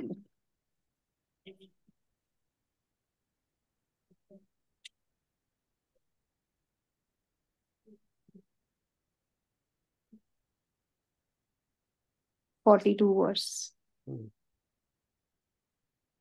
ਪਰ ਇੱਕ ਗੱਲ ਦੀ ਲੋੜ ਹੈ, ਮਰੀਅਮ ਨੇ ਤਾਂ ਉਹ ਚੰਗਾ ਹਿੱਸਾ ਪਸੰਦ ਕੀਤਾ ਹੈ ਜੋ ਉਸ ਤੋਂ ਖੋਇਆ ਨਾ ਜਾਵੇਗਾ। ਆਮੀਨ। ਹੂੰ। ਤੇ ਮਾਰਥਾ ਮਾਰਥਾ ਉਸ ਤੋਂ ਪਿੱਛੇ ਪੜਿਓ ਨਾ, 41 ਵੀ ਪੜਿਓ ਜਰਾ। ਜੀ, 38 ਤੋਂ ਪੜ੍ਹ ਦੂੰ ਬ੍ਰਦਰ, ਨਹੀਂ, 5 ਵਰਸ। ਹਾਂ ਚਲੋ 38 ਤੋਂ ਪੜੋ। ਫਿਰ ਜਦ ਉਹ ਚਲੇ ਜਾਂਦੇ ਹਨ ਤਾਂ ਉਹ ਇੱਕ ਪਿੰਡ ਜਾ ਵੜਿਆ ਅਤੇ ਮਾਰਥਾ ਨਾਉ ਦੀ ਇੱਕ ਜਨਾਨੀ ਨੇ ਉਹਨੂੰ ਆਪਣੇ ਘਰ ਉਤਾਰਿਆ ਅਤੇ ਮਰੀਅਮ ਕਰਕੇ ਉਹਦੀ ਇੱਕ ਭੈਣ ਸੀ ਜਿਹੜੀ ਪ੍ਰਭੂ ਦੇ ਚਰਨਾਂ ਕੋਲ ਬੈਠ ਕੇ ਉਹਦਾ ਵਚਨ ਸੁਣਦੀ ਸੀ। ਪਰ ਮਾਰਥਾ ਵੱਡੀ ਟਹਿਲ ਤੋਂ ਘਬਰਾ ਗਈ ਤੇ ਉਸਨੇ ਕੋਲ ਆਣ ਕੇ ਬੋਲੀ, ਪ੍ਰਭੂ ਜੀ, ਤੈਨੂੰ ਕੁਝ ਚਿੰਤਾ ਨਹੀਂ ਜੋ ਮੇਰੀ ਭੈਣ ਨੇ ਮੈਨੂੰ ਟਹਿਲ ਕਰਨ ਲਈ ਇਕੱਲੀ ਹੀ ਛੱਡਿਆ ਹੈ, ਸੋ ਉਹਨੂੰ ਕਹਿ ਕੇ ਮੇਰੀ ਮਦਦ ਕਰੇ। ਪਰ ਪ੍ਰਭੂ ਨੇ ਉਹਨੂੰ ਉੱਤਰ ਦਿੱਤਾ, ਮਾਰਥਾ ਮਾਰਥਾ, ਤੂੰ ਬਹੁਤੀਆਂ ਵਸਤਾਂ ਦੀ ਚਿੰਤਾ ਕਰਦੀ ਤੇ ਘਬਰਾਉਣੀ ਹੈ, ਪਰ ਇੱਕ ਗੱਲ ਦੀ ਲੋੜ ਹੈ। ਮਰੀਅਮ ਨੇ ਉਹ ਚੰਗਾ ਹਿੱਸਾ ਪਸੰਦ ਕੀਤਾ ਹੈ ਜੋ ਉਸ ਤੋਂ ਖੋਇਆ ਨਾ ਜਾਵੇਗਾ। ਆਮੀਨ ਆਮੀਨ। ਆਮੀਨ। ਤੇ ਮਾਰਥਾ, ਕਈ ਕਈ ਲੋਕੀ ਬੜੀ ਮਿਹਨਤ ਕਰਦੇ ਆ, ਪਰ ਜਿਹੜਾ ਕੰਮ ਕਰਨ ਵਾਲਾ ਉਹ ਨਹੀਂ ਕਰਦੇ। ਮੈਂ ਬਾਕੀ ਕੰਮਾਂ 'ਚ ਬਹੁਤ ਮਿਹਨਤ ਕਰਦੇ ਨੇ, ਪਰ ਪਰਮੇਸ਼ਰ ਦੇ ਚਰਨਾਂ 'ਚ ਬਹਿਣਾ, ਉਹਦੇ ਵਚਨ ਤੇ ਗੌਰ ਕਰਨਾ, ਉਹਦੀ ਗੱਲਬਾਤ ਨੂੰ ਸੁਣਨਾ, ਇਹ ਜਿਹੜਾ ਇਹ ਜ਼ਿਆਦਾ ਚੁਣਾਵ ਕਰਨਾ ਜਿਹੜਾ ਨਾ, ਉਹ ਬਹੁਤ ਉਹਦੇ ਨਾਲ ਸਾਡਾ ਜੀਵਨ ਜਿਹੜਾ ਸਫਲ ਹੋ ਜਾਂਦਾ। ਤੇ ਜੇ ਅਗਰ ਸਹੀ ਚੁਣਾਵ ਕਰਾਂਗੇ ਆਪਣੇ ਜੀਵਨ 'ਚ, ਕਈਆਂ ਨੂੰ ਮਤਲਬ ਹੁਣ ਵਿਆਹ ਕਰਨ ਦੀ ਕਾਹਲੀ ਹੁੰਦੀ, ਤੁਹਾਨੂੰ ਪਤਾ ਉਹ ਲੋਕੀ ਗਲਤ ਫੈਸਲੇ ਕਰ ਬੈਂਦੇ ਜੀਵਨ 'ਚ, ਸਹੀ ਚੁਣਾਵ ਨਹੀਂ ਕਰਦੇ ਕੁੜੀਆਂ ਮੁੰਡੇ, ਤੇ ਉਹ ਬਾਅਦ 'ਚੋਂ ਫਿਰ ਮੁਸੀਬਤ ਤੇ ਮੁਸ਼ਕਲਾਂ ਦਾ ਸਾਹਮਣਾ ਕਰਨਾ ਪੈਂਦਾ। ਉਹਦੇ ਨਾਲੋਂ ਬਿਹਤਰ ਸਾਡਾ ਪਿਛਲੇ ਸੰਡੇ ਪਾਸਟਰ ਕਹਿਣ ਡਿਆ ਸੀ, ਉਹਦੇ ਨਾਲੋਂ ਅਗਰ ਕਈਆਂ ਨੂੰ ਪਰਮੇਸ਼ਰ ਨੇ ਕੱਲਿਆਂ ਰਹਿਣ ਲਈ ਬੁਲਾਇਆ, ਕਈਆਂ ਤੇ ਪਰਮੇਸ਼ਰ ਦਾ ਇਹ ਯਾਨੀ ਕਿ ਕਾਲਿੰਗ ਹੈ ਉਹਨਾਂ ਦੇ ਜੀਵਨ 'ਚ। ਇਹ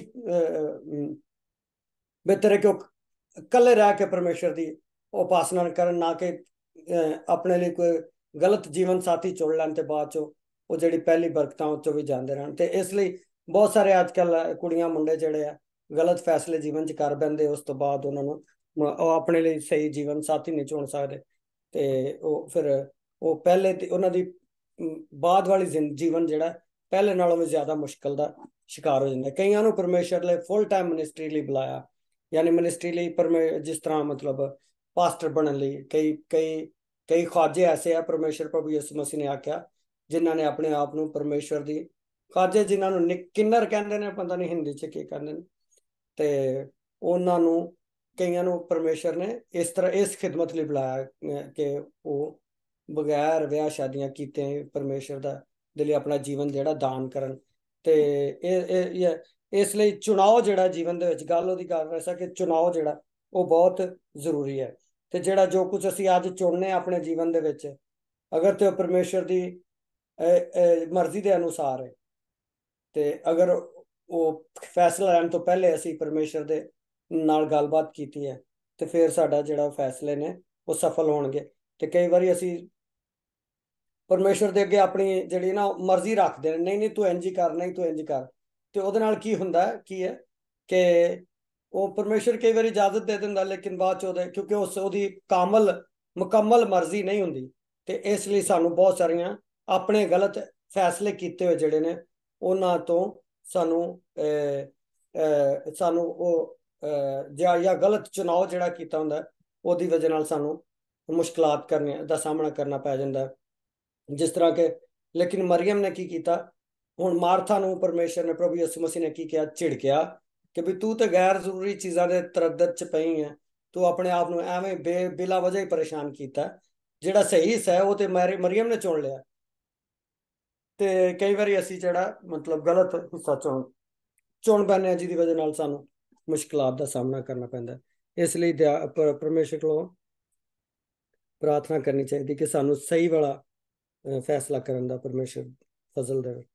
तब लोगों ने जवाब दिया कि खुदा ना करे कि हम खुदावन को छोड़कर और मबूतों की प्रस्तश करें, क्योंकि खुदा हमारा खुदा वही है जिसने हमको और हमारे बाप दादा को मुल्क मिस्र यानी गुलामी के घर से निकाला और बड़े बड़े निशान हमारे सामने दिखाए और सारे रास्ता जिसमें हम चले उन सब कौमों के दरमियान जिनमें से हम गुजरे हमको महफूज रखा। खुदा ने सब कौमों यानी अमूरियों को जो उस मुल्क में बसते थे हमारे सामने से निकाल दिया। सो हम भी खुदावन की प्रस्तश करेंगे क्योंकि वो हमारा खुदा है।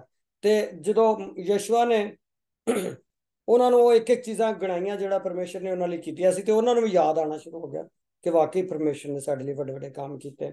और यशुआ ने 19 आयत लिखा है कि यशुआ ने लोगों से कहा तुम खुदावन की प्रस्तश नहीं कर सकते क्योंकि वो पाक है, वो गयूर खुदा है, वो तुम्हारी खताएं और तुम्हारे गुनाह नहीं बख्शेगा। अगर तुम खुदावन को छोड़कर अजनबी मबूदों की प्रस्तश करो तो अगरचे वो तुमसे नेकी करता रहा है तो भी वो फिर कर तुमसे बुराई करेगा और तुमको फनाह कर डालेगा। ਤੇ ਜੋ ਕੁਝ ਵੀ ਅਸੀਂ ਕਰਨੇ ਆ ਉਹਦੇ ਫਿਰ ਅੱਗੇ ਸਾਨੂੰ ਕੌਨਸੀਕੁਐਂਸਿਸ, ਲੇਕਿਨ ਅਸੀਂ ਸਾਨੂੰ ਇਹ ਪਤਾ ਹੈ ਕਿ ਸਾਡਾ ਪਰਮੇਸ਼ਰ ਇੱਕ ਕਿਸਮ ਦਾ ਕੰਟਰੈਕਟ ਹੈ। ਕਿਉਂਕਿ ਅੱਗੇ ਜਾ ਕੇ ਸਾਨੂੰ ਪਤਾ ਲੱਗਦਾ ਕਿ ਪਰਮੇਸ਼ਰ ਨੇ ਉਹਨਾਂ ਨੂੰ ਉਹਨਾਂ ਦੀਆਂ ਯਾਨੀ ਕਿ ਉਹਨਾਂ ਨੂੰ ਸਜ਼ਾ ਦਿੱਤੀ, ਉਹਨਾਂ ਨੂੰ ਫਨਾਹ ਕੀਤਾ, ਉਹਨਾਂ ਨੂੰ ਮੁਲਕ ਬਦਰ ਕੀਤਾ, ਪਰ ਫਿਰ ਪਰਮੇਸ਼ਰ ਜਿਹੜਾ ਫਿਰ ਦਇਆ ਕੀਤੀ ਉਹਨਾਂ ਤੇ, ਕਿ ਇਹਨਾਂ ਇਸਰਾਈਲੀਆਂ ਤੇ, ਕਿ ਕੰਟਰੈਕਟ ਹੁੰਦਾ ਹੈ। ਇਹਨੂੰ ਕਹਿੰਦੇ ਨੇ ਇੰਗਲਿਸ਼ 'ਚ ਕਹਿੰਦੇ ਨੇ ਕੋਵਨੈਂਟ, ਅਹਿਦ। ਪੰਜਾਬੀ 'ਚ ਕੀ ਕਹਾਂਗੇ ਉਹਨੂੰ, ਜਿਹੜਾ ਅਹਿਦ ਬਣਿਆ ਨਾ, ਅਹਿਦ ਬਣਿਆ। ਤੇ ਜਿਹੜਾ ਅਹਿਦ ਹੁੰਦਾ ਹੈ ਦੋ ਬੰਦਿਆਂ ਦੇ ਦਰਮਿਆਨ ਹੁੰਦਾ ਹੈ, ਦੋ ਪਾਰਟੀਆਂ ਦੇ ਦਰਮਿਆਨ, ਔਰ ਦੋਵਾਂ ਦੇ ਇੱਕੋ ਜਿਹੇ ਫਾਇਦੇ ਹੁੰਦੇ ਨੇ। ਤੇ ਔਰ ਜੇ ਇੱਕ ਦਾ ਵੀ ਫਾਇਦਾ ਜਿਹੜਾ ਉਹਨੂੰ ਨੁਕਸਾਨ ਪਹੁੰਚੇ ਤੇ ਜਿਹੜਾ ਕੰਟਰੈਕਟ ਹੁੰਦਾ ਹੈ ਜਾਂ ਜੋ ਅਹਿਦ ਹੁੰਦਾ ਉਹ ਟੁੱਟ ਜਾਂਦਾ ਹੈ। ਪਰ ਪਰਮੇਸ਼ਰ ਦਾ ਅਹਿਦ ਜਿਹੜਾ ਬੰਦਿਆਂ ਦੇ ਅਹਿਦ ਨਾਲੋਂ ਫਰਕ ਹੈ। ਪਰਮੇਸ਼ਰ ਅਗਰਚੇ ਅਸੀਂ ਉਹਨੂੰ ਕਈ ਵਾਰੀ ਛੱਡ ਵੀ ਦਿੰਦੇ ਹਾਂ, ਲੇਕਿਨ ਉਹ ਫਿਰ ਆਪਣੀ ਵਫਾਦਾਰੀਆਂ ਨੂੰ, ਉਹ ਵਾਅਦਿਆਂ ਨੂੰ ਯਾਦ ਕਰਦਾ ਜਿਹੜੇ ਉਹਨੇ ਸਾਡੇ ਨਾਲ ਪਿੱਛੇ ਕੀਤੇ ਸੀ, ਉਹ ਫਿਰ ਸਾਨੂੰ ਬਹਾਲ ਕਰਦਾ। ਉਦੋਂ ਸਾਨੂੰ ਹੋ ਸਕਦਾ ਉਹਦੀ ਪਨਿਸ਼ਮੈਂਟ ਵੀ ਦੇਵੇ ਜੋ ਕੁਝ ਅਸੀਂ ਕੀਤਾ। ਤੇ ਇਹੋ ਹੀ ਕੁਝ ਅਸੀਂ ਇਸਰਾਏਲੀਆਂ ਨਾਲ ਵੇਖ ਰਹੇ ਹਾਂ। ਤੇ ਇਨਸਾਨਾਂ ਦਾ ਜਿਹੜਾ ਅਹਿਦ ਹੈ ਜਾਂ ਉਹਦਾ ਜਿਹੜਾ ਉਹਨਾਂ ਦਾ ਕੰਟਰੈਕਟ ਹੈ, ਖੁਦਾ ਦੇ ਅਹਿਦ ਨਾਲੋਂ ਫਰਕ ਹੈ। ਖੁਦਾ ਫਿਰ ਦਇਆ ਕਰਦਾ, ਬੰਦੇ ਜਿਹੜੇ ਨੇ ਉਹਨਾਂ ਦਾ ਕੰਟਰੈਕਟ ਟੁੱਟ ਗਿਆ ਤੇ ਟੁੱਟ ਗਿਆ, ठीक है ना। तो लेकिन खुदा जड़ा दयालु परमेश्वर है। लोगों ने यशुआ से कहा नहीं, क्योंकि अच्छा ਇਹਦਾ ਅੱਗੇ ਸਾਨੂੰ ਜਾ ਕੇ ਪਰਮੇਸ਼ਰ ਦੀ ਜਿਹੜੀ ਦਇਆ ਹੈ ਉਹਦਾ ਸਾਨੂੰ ਅੰਦਾਜ਼ਾ ਇਸ ਲਈ ਵੀ ਹੁੰਦਾ ਕਿ ਅੱਗੇ ਜਾ ਕੇ ਪ੍ਰਭੂ ਯਿਸੂ ਮਸੀਹ ਇਸੇ ਹੀ ਕੌਮ ਕਬੀਲੇ ਚੋਂ ਸਾਡੇ ਵਾਸਤੇ ਪੈਦਾ ਹੋਇਆ ਔਰ ਕੁਮਾਰੀ ਦੇ ਬਰਤਨ ਚੋਂ ਪੈਦਾ ਹੋਇਆ, ਸਾਡੇ ਲਈ ਮਾਰਿਆ ਗਿਆ, ਗਾੜਿਆ ਗਿਆ, ਤੀਜੇ ਦਿਨ ਮੁਰਦਿਆਂ ਚ ਜੀਵਤ ਹੋ ਗਿਆ, ਤੇ ਸਾਡੇ ਗੁਨਾਹ ਉਹਨੇ ਆਪਣੇ ਉੱਤੇ ਲੈ ਲਏ। ਤੇ ਇਸ ਤੋਂ ਸਾਨੂੰ ਪਤਾ ਲੱਗਦਾ ਕਿ ਪਰਮੇਸ਼ਰ ਦੀ ਦਇਆ ਜਿਹੜੀ ਹੈ ਔਰ ਉਹਦਾ ਜਿਹੜਾ ਫਜ਼ਲ ਹੈ ਉਹ ਪਹਿਲੇ ਇਸਰਾਏਲੀਆਂ ਤੇ ਹੋਇਆ ਸਾਰੇ, ਕਿਉਂਕਿ ਸਾਰੇ ਯਹੂਦੀ ਇਸਰਾਏਲੀ ਕੌਣ ਸਨ? ਯਿਸੂ ਦੇ ਸ਼ਾਗਿਰਦ ਜਿਹੜੇ ਸਨ 12, ਉਹ ਸਾਰੇ ਯਹੂਦੀ ਸਨ। ਮਸੀਹ ਖੁਦਾਵੰਦ ਖੁਦ ਜਿਹੜਾ ਯਹੂਦੀ ਇਸਰਾਏਲੀ ਸੀ। ਤੇ ਸਭ ਤੋਂ ਪਹਿਲੇ ਖੁਦਾ ਦੀ ਦਇਆ ਜਿਹੜੀ ਹੈ ਮਸੀਹ ਯਿਸੂ ਦੇ ਦੁਆਰਾ ਕਿਹਨਾਂ ਤੇ ਹੋਈ? ਇਸਰਾਏਲ ਤੇ। ਔਰ ਉਸ ਤੋਂ ਬਾਅਦ ਗੈਰ ਕੌਮਾਂ ਤੇ, ਜਿਹੜੇ ਮੇਰੇ ਤੇ ਤੁਹਾਡੇ ਵਰਗੇ ਲੋਕ ਨੇ, ਫਿਰ ਸਾਡੇ ਤੇ ਦਇਆ ਹੋਈ ਤੇ ਪਰਮੇਸ਼ਰ ਪ੍ਰਭੂ ਯਿਸੂ ਮਸੀਹ ਸਾਡੇ ਲਈ ਕੁਰਬਾਨ ਹੋਇਆ। अच्छा जी, 22वीं आयत लिखा है, तब उसने कहा, बस अब तुम अजनबी माबूदों को जो तुम्हारे दरमियान है दूर कर दो और अपने दिलों को खुदा इसराइल के खुदा की तरफ माइल करो। तो खुदा किन्ना दा है? खुदावन किन्ना दा? इसराइल का खुदा है। वैसे सारिया कौमां दा खुदा है, लेकिन खास इसराइल दा खुदा है, जेड़ा बाइबल के मुताबिक है। तो उन्हें क्या, खुदा इसराइल के खुदा की तरफ माइल करो। बाकी मबूदा वाल या बाकी बुतां वाल या देवी देवतावां वाल ना वेखो, बल्कि इसराइल के खुदा वाल वेखो। वो लोगों ने यीशु से कहा, हम खुदावंद अपने खुदा की प्रस्तश करेंगे और उसी की बातें मानेंगे। सो यीशु ने उसी रोज लोगों के साथ अहद बांधा। देखिए, मैं अहद का गल कर रहा था। अहद यानी कि कॉन्ट्रैक्ट किया है ना। और उनके लिए सिक्कम में आइन और कानून ठहराया। और यीशु ने ये बातें खुदा की शरीयत की किताब में लिख दी। और एक बड़े पत्थर एक बड़ा पत्थर लेकर उसे वहीं उस बलूत के दरख्त के नीचे जो खुदा के मकसद के पास था नस्ब किया। और यीशु ने सब लोगों से कहा, देखो ये पत्थर हमारा गवाह है, क्योंकि उसने खुदावन की सब बातें जो उसने हमसे कहीं सुनी हैं। इसलिए यही तुम पर गवाह रहे, ता ना हो कि तुम अपने खुदा का इनकार करो। फिर यीशु ने लोगों को उनकी अपनी अपनी मिरास की तरफ रुखसत कर दिया। लेकिन सानू अगे जाके पता लगता है, अच्छा, पत्थर जेड़ा ਉਹ ਉਹਨੇ ਯਸ਼ਵਾ ਨੇ ਉੱਥੇ ਪੱਥਰ ਖੜਾ ਕਰਤਾ। ਉਹਨੇ ਕਿਹਾ ਵੇਖੋ ਇਹ ਗਵਾਹ ਪੱਥਰ ਵੀ ਗਵਾਹੀ ਦੇਗਾ ਜੋ ਕੁਝ ਗੱਲਾਂ ਅੱਜ ਮੈਂ ਕੀਤੀਆਂ ਨੇ।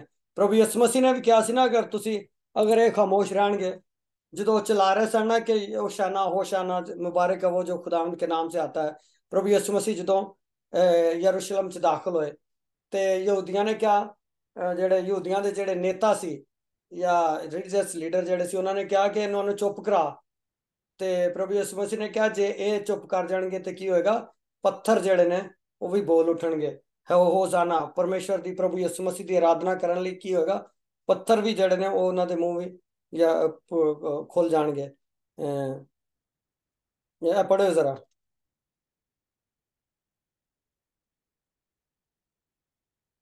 हाँ जी। ਹਾਂਜੀ, ਇਹ ਪੜ੍ਹੋ ਜ਼ਰਾ। ਲੂਕਾ ਦੀ ਇੰਜੀਲ 19ਵਾਂ ਚੈਪਟਰ ਉਹਦੀ 14 40 ਆਇਤ ਚ।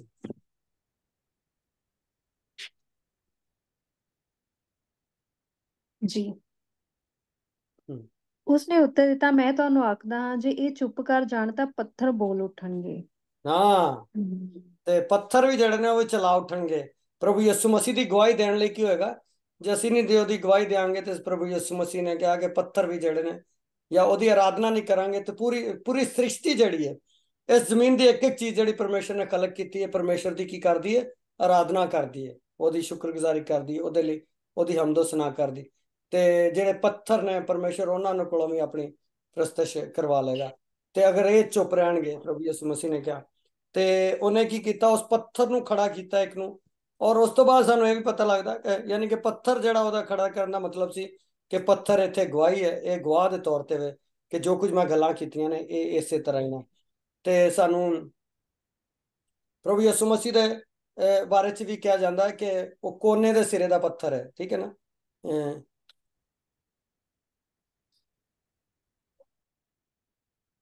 ਇਹ ਹੈਗਾ, ਸਾਨੂੰ ਮਿਲੇਗਾ ਇਫਸੀਆਂ ਦੇ ਖੱਤ ਦੋਵੇਂ ਦੂਸਰੇ ਚੈਪਟਰ ਦੀ 19 ਆਇਤ ਚ।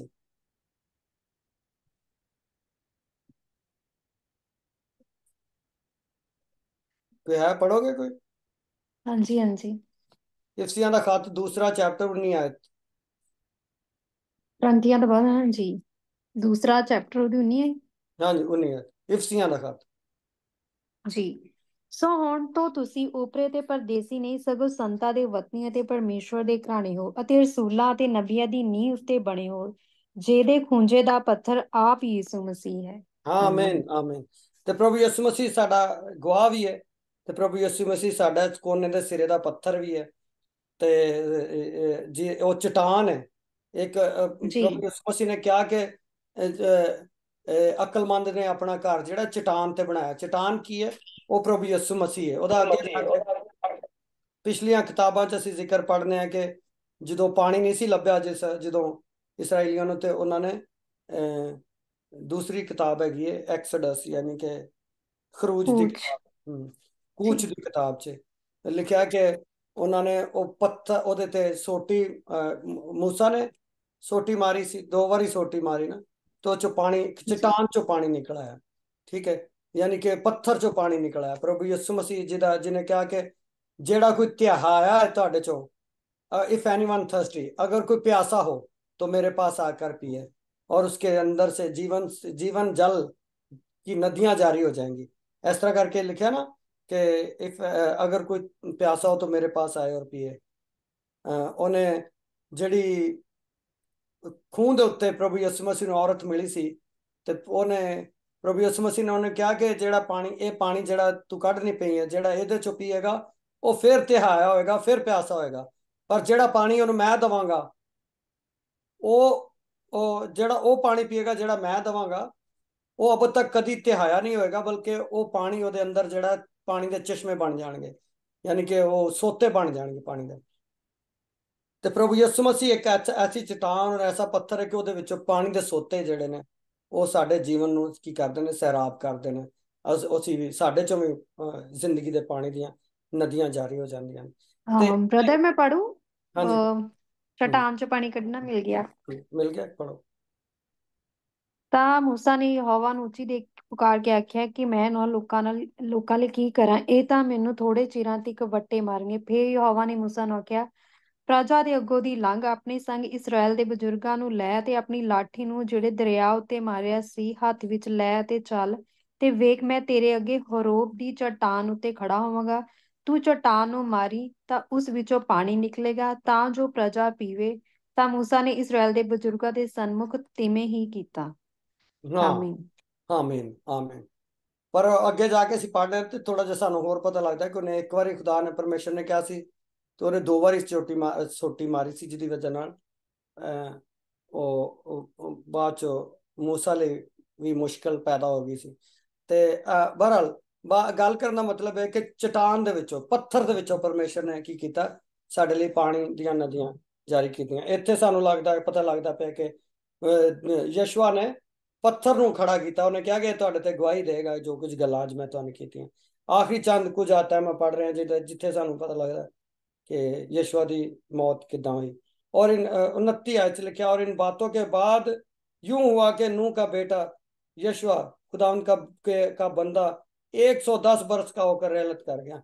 यानी कि 110 साल का होकर यशवा ने की किया, ਉਹਦੀ मौत हो गई, ਉਹਦਾ जीवन इस धरती तो खत्म हो गया। परमेश्वर ने ना अपने को बुला लिया, और उन्होंने उसी की महराज की हद पर तमन सिरा में, जो इफ्राहिम के कोस्तानी मुल्क में कोए जईस के शमाल की तरफ है, उसे दफन किया।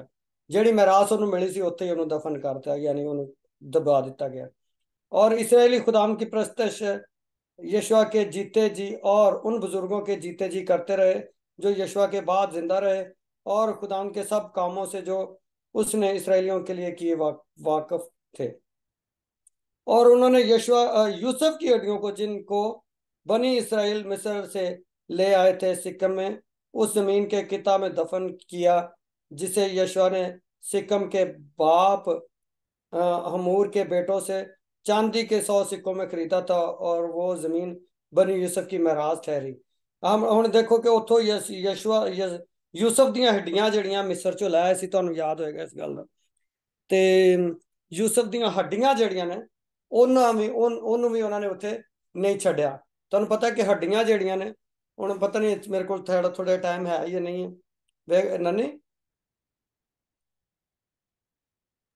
है 5 ਮਿੰਟ ਹੋਰ ਲਾ ਲਵਾਂ? आधा घंटा ले ला। ਸਾਰੇ ਨਾਲ ਜੁੜੇ ਨੇ ਜਾਂ ਕੋਈ ਵਿੱਚੋਂ? हाँ हाँ जी, praise Lord. Praise the Lord. हाँ जी, मैं थोड़ा कंटिन्यू कर रहा हूँ, सिर्फ ਇਹਨੂੰ ਵਾਈंड ਅਪ ਕਰ ਰਹੇ ਹਾਂ, क्लोज कर रहे हैं, बस कंप्लीट कर रहे हैं। जी जी कंटिन्यू सुन रहे हैं सब।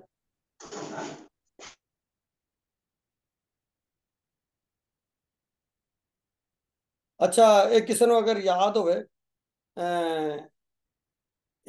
ਅਲੀਸ਼ਾ ਜਿਹੜਾ ਸੀ, ਉਹਦੀਆਂ ਹੱਡੀਆਂ ਨੂੰ ਉਹਦੀਆਂ ਹੱਡੀਆਂ ਨੂੰ ਇੱਕ ਮੁਰਦੇ ਨੇ ਟੱਚ ਕੀਤਾ ਸੀ ਤੇ ਕੀ ਹੋ ਗਿਆ ਸੀ, ਉਹ ਜ਼ਿੰਦਾ ਹੋ ਗਿਆ ਸੀ। ਉਹਦਾ ਅਸੀਂ ਜ਼ਿਕਰ ਪੜ੍ਹਨੇ ਆ ਦੂਸਰੇ ਰਾਜਿਆਂ ਦੀ ਦੂਸਰੀ ਕਿਤਾਬ ਦੇ, ਪੜ੍ਹੋ ਜ਼ਰਾ 13 ਚੈਪਟਰ ਦੇ ਵਿੱਚ 20 ਤੋਂ 21 ਆਇਤ ਤੱਕ। ਜੀ। ਦੂਸਰੇ ਰਾਜਿਆਂ ਦੀ ਦੂਸਰੀ ਕਿਤਾਬ 13 ਚੈਪਟਰ ਉਹਦੀ 20 ਤੋਂ 21 ਆਇਤ ਤੱਕ। ਸੋ ਅਲੀਸ਼ਾ ਮਰ ਗਿਆ ਤੇ ਉਹਨਾਂ ਨੇ ਉਹਨੂੰ ਦਬ ਦਿੱਤਾ। ਮੁਆਬੀਆਂ ਦੇ ਜੱਥੇ ਸਾਲ ਦੇ ਆਦ ਵਿੱਚ ਦੇਸ਼ ਵਿੱਚ ਆ ਬੜੇ। ਤਾਂ ਇਹ ਹੋਇਆ, ਜਦ ਉਹ ਇੱਕ ਮਨੁੱਖ ਨੂੰ ਦੱਬਣ ਨੂੰ ਹੀ ਸਨ, ਤਾਂ ਵੇਖੋ ਉਹਨਾਂ ਨੇ ਇੱਕ ਜੱਥਾ ਡਿੱਠਾ। ਸੋ ਉਹਨਾਂ ਨੇ ਉਸ ਮਨੁੱਖ ਨੂੰ ਅਲੀਸ਼ਾ ਦੀ ਕਬਰ ਵਿੱਚ ਸੁੱਟ ਦਿੱਤਾ। ਅਤੇ ਜਦ ਉਹ ਮਨੁੱਖ ਅਲੀਸ਼ਾ ਦੀਆਂ ਹੱਡੀਆਂ ਨੂੰ ਜਾ ਕੇ ਛੂਹਿਆ, ਤਾਂ ਉਹ ਟਹਿਕ ਪਿਆ ਤੇ ਆਪਣੇ ਪੈਰਾਂ ਉੱਤੇ ਖਲੋ ਗਿਆ। ਆਮੀਨ। ਹੱਡੀਆਂ 'ਚ ਕੀ ਸੀ? ਤਾਕਤ ਹੈ। ਹੱਡੀਆਂ ਜਿਹੜੀਆਂ ਨੇ ਨਾ, ਉਹ ਨਹੀਂ ਬੰਦੇ ਦੀਆਂ ਕਮਜ਼ੋਰ ਹੋਣੀਆਂ ਚਾਹੀਦੀਆਂ। ਹੁਣ ਬੰਦਾ ਮਰ ਵੀ ਗਿਆ ਤੇ ਇਹਨੇ ਜਿਸਮਾਨੀ ਤੌਰ ਤੇ ਨਹੀਂ ਮੈਂ ਗੱਲ ਕਰ ਰਿਹਾ, ਰੂਹਾਨੀ ਇਹਦਾ ਇਹ ਜਿਹੜਾ ਨਾ ਆਤਮਿਕ ਇਹਦਾ ਮਤਲਬ ਹੈ। ਹੱਡੀਆਂ ਜਿਹੜੀਆਂ ਨੇ ਨਾ ਸਾਡਾ ਸਟਰਕਚਰ ਨੂੰ ਜਾਂ ਢਾਂਚੇ ਨੂੰ ਜ਼ਾਹਰ ਕਰਦੀਆਂ। ਇਹਦੇ ਉੱਤੇ ਬਿਲਡਿੰਗ ਖੜੀ ਹੈ, ਜਿੱਦਾਂ ਇੱਟਾਂ ਨੇ ਨਾ, ਇੱਟਾਂ ਨੂੰ ਜੋੜ ਕੇ ਘਰ ਬਣਦਾ ਨਾ, ਤੇ ਬਿਲਡਿੰਗ ਜਿਹੜੀ ਉਹ ਇੱਟਾਂ ਤੇ ਖੜੀ ਹੈ। ਇਸੇ ਤਰ੍ਹਾਂ ਸਾਡਾ ਜਿਹੜਾ ਸਰੀਰ ਹੈ, ਸਾਡਾ ਬੋਡੀ ਜਿਹੜੀ ਹੈ, ਇਹਨੂੰ ਸ਼ਕਲ ਜਿਹੜੀ ਦਿੱਤੀ ਹੈ ਹੱਡੀਆਂ ਨੇ ਦਿੱਤੀ ਹੈ। ਜੇ ਵਿੱਚੋਂ ਹੱਡੀਆਂ ਕੱਢ ਲਓ ਤੇ ਪਿੱਛੇ ਜਿਹੜਾ ਗੋਸ਼ਤ ਦਾ ਢੇਰ ਜਿਹਾ ਹੋ ਕੇ ਬੰਦਾ ਥੱਲੇ ਢਹਿ ਪਏਗਾ, ਡਿੱਗ ਪਏਗਾ, ਉਹਦੀ ਸ਼ਕਲ ਹੀ ਕੋਈ ਨਹੀਂ ਬਣੇਗੀ। ਸਮਝ ਆ ਰਹੀ ਮੇਰੀ ਗੱਲ ਦੀ? ਤੇ ਇਸੇ ਤਰ੍ਹਾਂ ਸਾਡੀ ਮਸੀਹੀ ਜੀਵਨ ਜਿਹੜਾ ਉਹਦੇ ਵਿੱਚ ਜਿਹੜਾ ਸਾਡਾ ਡਾਕਟਰੀਨ ਜਾਂ ਜਿਹੜੀ ਤਾਲੀਮ ਹੈ ਨਾ, ਜਿਹੜੀ ਉਹ ਜਿੱਦਾਂ ਹੁਣ ਬਹੁਤ ਸਾਰੇ ਯਾਨੀ ਕਿ ਬਾਈਬਲ ਦੀਆਂ ਜਿਹੜੀ ਤਾਲੀਮਾਤ ਨੇ, ਜਿਹੜੀ ਤਾਲੀਮ ਨੂੰ ਕੀ ਕਹਾਂਗੇ ਉਹਦੀ ਇੰਗਲਿਸ਼ 'ਚ, ਪੰਜਾਬੀ 'ਚ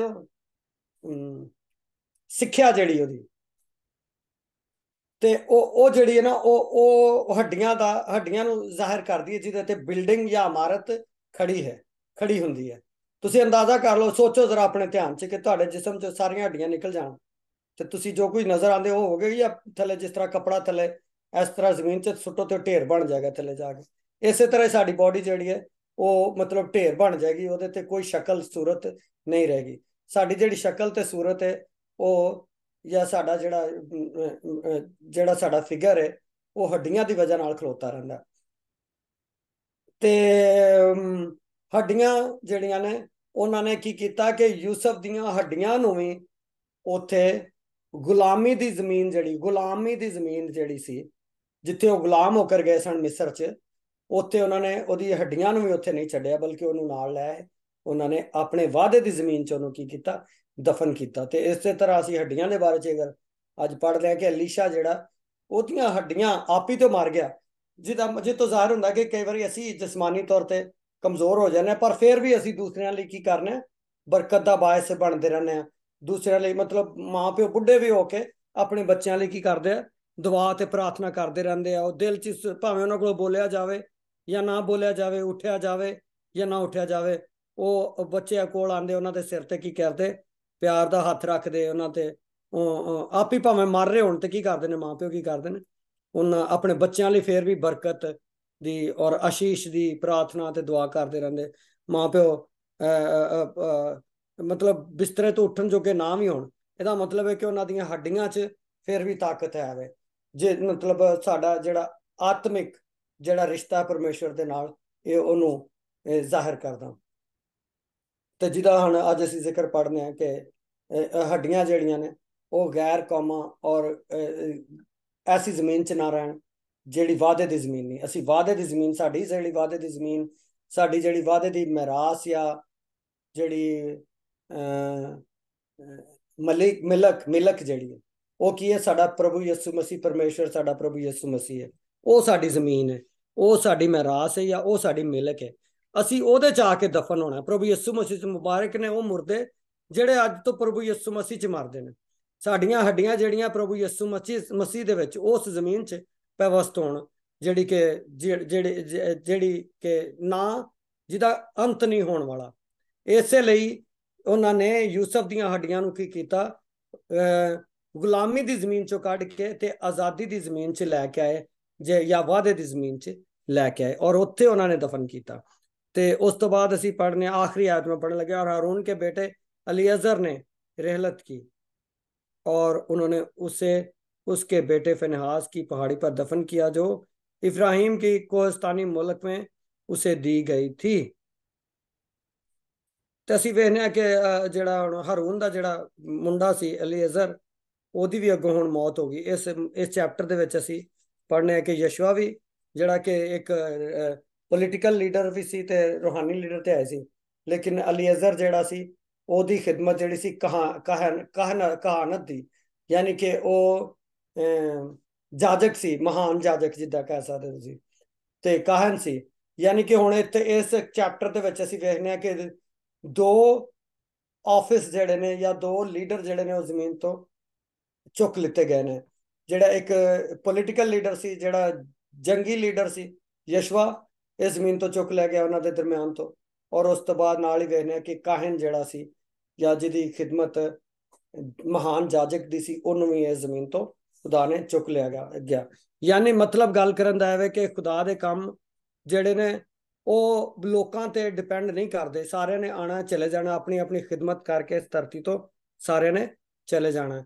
ਕੋਈ ਵੀ ਇੱਥੇ ਪਰਮਨੈਂਟ ਜਿਹੜਾ ਟਿਕਟ ਲਗਵਾ ਕੇ ਇਸ ਧਰਤੀ ਤੇ ਨਹੀਂ ਆਇਆ ਕਿ ਜੀ ਹੁਣ ਇੱਥੋਂ ਵਾਪਸ ਨਹੀਂ ਜਾਣਾ, ਤੇ ਸਾਰਿਆਂ ਨੇ ਵਾਪਸ ਹੀ ਜਾਣਾ।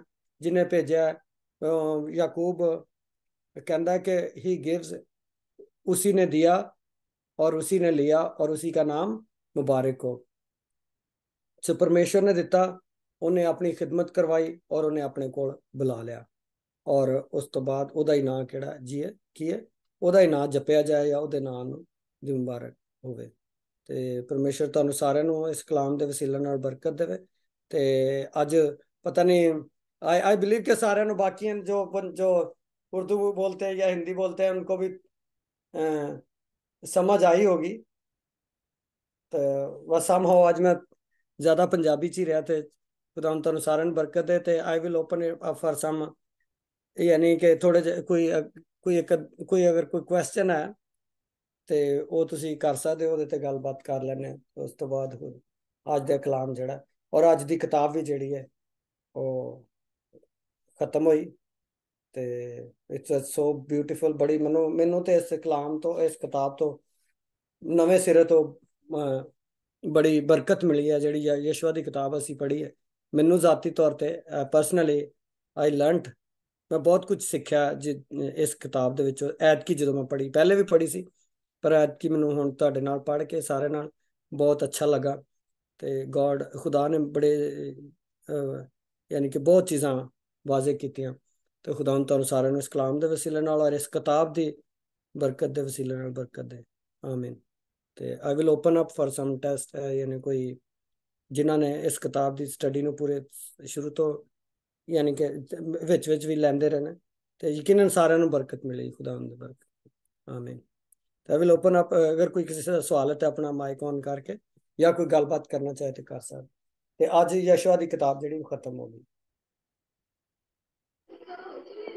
जी प्रेस लॉर्ड जी, जय मसीह की। जय मसीह जी। मुमताज गई अज लैसन देन, टेस्ट वा किसी दा वो पास हो जाए, अज प्रे करियो जी। ओ अच्छा अच्छा, चलो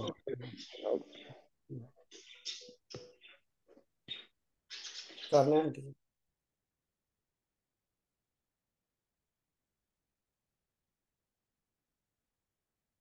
अजय वफा नहीं आई, वफा की आवाज नहीं आई यार। प्रेज द लॉर्ड मामू जी। नहीं, मैं अभी इसमें कहा था आपको कि कंटिन्यू करें, हम सुन रहे हैं सब। अच्छा अच्छा अच्छा अच्छा हाँ जी, हाँ जी। अच्छा अच्छा, गुड गुड। चलो ठीक है, आज किताब ये खत्म हो गई है तो हाँ जी। और नहीं, हमने सीखा कि मतलब उनकी तो वो कह लें कि अ, जंग थी, जिस्मानी जंग थी, और वो अपने मतलब फिजिकली उस मुल्क के कनान में गए थे। लेकिन आगे ये कि हम लोग अब जो हालात है और वाकयात है जो हम अभी स्टडी ले रहे हैं दूसरे दिनों में, तो उसके मुताबिक यही कि हमने भी इसी तरह अपनी जंगें लड़नी है और सिर्फ खुदावन की इबादत करनी है। तो हम अपने वादे की सरजमीन में जो आसमान पे उसमें हम दाखिल होंगे एज अ दुल्हन। आमीन आमीन। सही है। ठीक, बहुत अच्छा बेटा, थैंक यू। आपने कुछ लर्न किया जरूर। निदा किधर गैप होगी? इधर नहीं हुआ मुझे। शुक्र है खुदावन का कि मेरा ख्याल है कि पहले पढ़ी होगी बुक, लेकिन इस तरह से स्टडी नहीं मतलब ली ना, कि हर हर हर एक जो वाक्य, हर एक बात जो थी वो हमारी रूहानी जिंदगी से रिलेट होती है। खुदावन का शुक्र है। God bless you. हाँ, गॉड ब्लेस यू टू। बहुत अच्छा लगा मुझे भी। किताब बहुत मजे, यानी इट्स वेरी पावरफुल बुक थी। इसमें बड़ी तकवीत मिलती है। तो चले चले ठीक है, सब लोग खुदावंद अपना अपना ध्यान रखो। अंजना, आपका भी ਤੁਹਾਡਾ ਵੀ ਪੜਨ ਲਈ ਬਹੁਤ thank you. Punjabi the reading ਬੜੀ ਵਧੀਆ ਕਰਨੀ ਤੂੰ। ਅੰਜਨਾ ਨੂੰ ਆਵਾਜ਼ ਆ ਰਹੀ ਸਾਡੀ? ਹਾਂਜੀ ਹਾਂਜੀ, ਸ਼ੁਕਰ ਹੈ ਖੁਦਾਵੰਦ ਦਾ। ਆਪਾਂ ਹਾਜ਼ਰ ਹਰ ਟਾਈਮ। ਖੁਦਾ ਚਲੋ ਕੋਈ ਨਹੀਂ। ਚਲੋ ਠੀਕ ਹੈ, ਫਿਰ ਮੈਂ ਜ਼ਰਾ ਮੈਂ ਗॉड ਛੋਟੀ। ਬlesਸ ਯੂ ਬ੍ਰਦਰ ਜੀ, ਬਹੁਤ ਹੀ ਵਧੀਆ ਤਰੀਕੇ ਨਾਲ ਤੁਸੀਂ ਸਮਝਾਉਂਦੇ ਹੋ ਤੇ ਸਿੱਖਦੇ ਵੀ ਹਾਂ ਅਸੀਂ। ਖੁਦਾਵੰਦ ਤੁਹਾਨੂੰ ਬਰਕਤ ਦੇ। ਹਾਂ, ਮੈਨੂੰ ਸਮਝ ਆਉਂਦੀ ਵਿੱਚ ਉਰਦੂ ਵਿੱਚ ਪੰਜਾਬੀ ਕੁਝ ਮਿਕਸ ਮੁਕਸ ਕਰਕੇ, ਹਾਂਜੀ ਹਾਂਜੀ, ਹਨਾ? ਅਸੀਂ ਵੀ ਕਈ ਅਲਫਾਜ਼ ਸਿੱਖ ਲਏ ਉਰਦੂ ਦੇ, ਹੁਣ ਸਾਨੂੰ ਵੀ ਉਰਦੂ ਆ ਗਈ। ਚਲੋ ਸ਼ੁਕਰ ਹੈ ਖੁਦਾ ਦਾ। ਚਲੋ ਠੀਕ ਹੈ, ਫਿਰ ਮੈਂ ਹੁਣ ਵਿੱਚ ਵਿੱਚ ਆਵਾਂ ਕਰਾਂਗਾ ਕਦੀ ਕਦੀ। ਮੈਨੂੰ ਹੁਣ ਯਾਨੀ ਕਿ ਦੇਖੋ ਕਿਸ ਤਰ੍ਹਾਂ ਅੱਗੇ ਖੁਦਾ ਲੀਡ ਕਰਦਾ। ਤੇ ਜਦੋਂ ਜੇ ਮੈਂ ਸੈਟਰਡੇ ਨੂੰ ਹੀ ਆ ਸਕਿਆ ਹਫਤੇ ਨੂੰ, ਤੇ ਮੈਂ ਹਫਤੇ ਨੂੰ ਹੀ ਆ ਜਾਇਆ ਕਰਾਂਗਾ। ਪਰ ਮੈਨੂੰ ਕਿਹਾ ਗਿਆ ਕਿ ਹੁਣ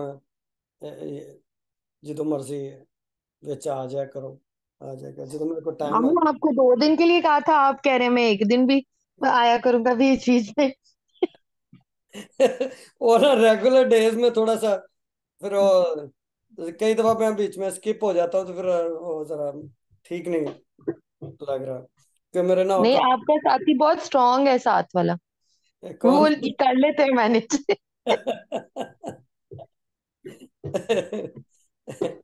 चले अभी बस ये है कि चले खुदा जैसे लीड करेगा, तो मैं बीच बीच में आ जाया करूंगा। तो उसमें हम कोई और या तो किताब शुरू कर लेंगे या फिर रैंडमली कोई टॉपिक शुरू कर लिया करेंगे। वो टॉपिक आपका था लास्ट सैटरडे के निजात यहूदियों में से है, उस हाँ, पे आपने। कल अगले संडे सैटरडे फिर उस पे बात कर लेंगे, है ना? ठीक है। चलो ठीक है, उस पे बात करेंगे निजात यहूदियों में से। तो अच्छा, और वह सभा चली गई है?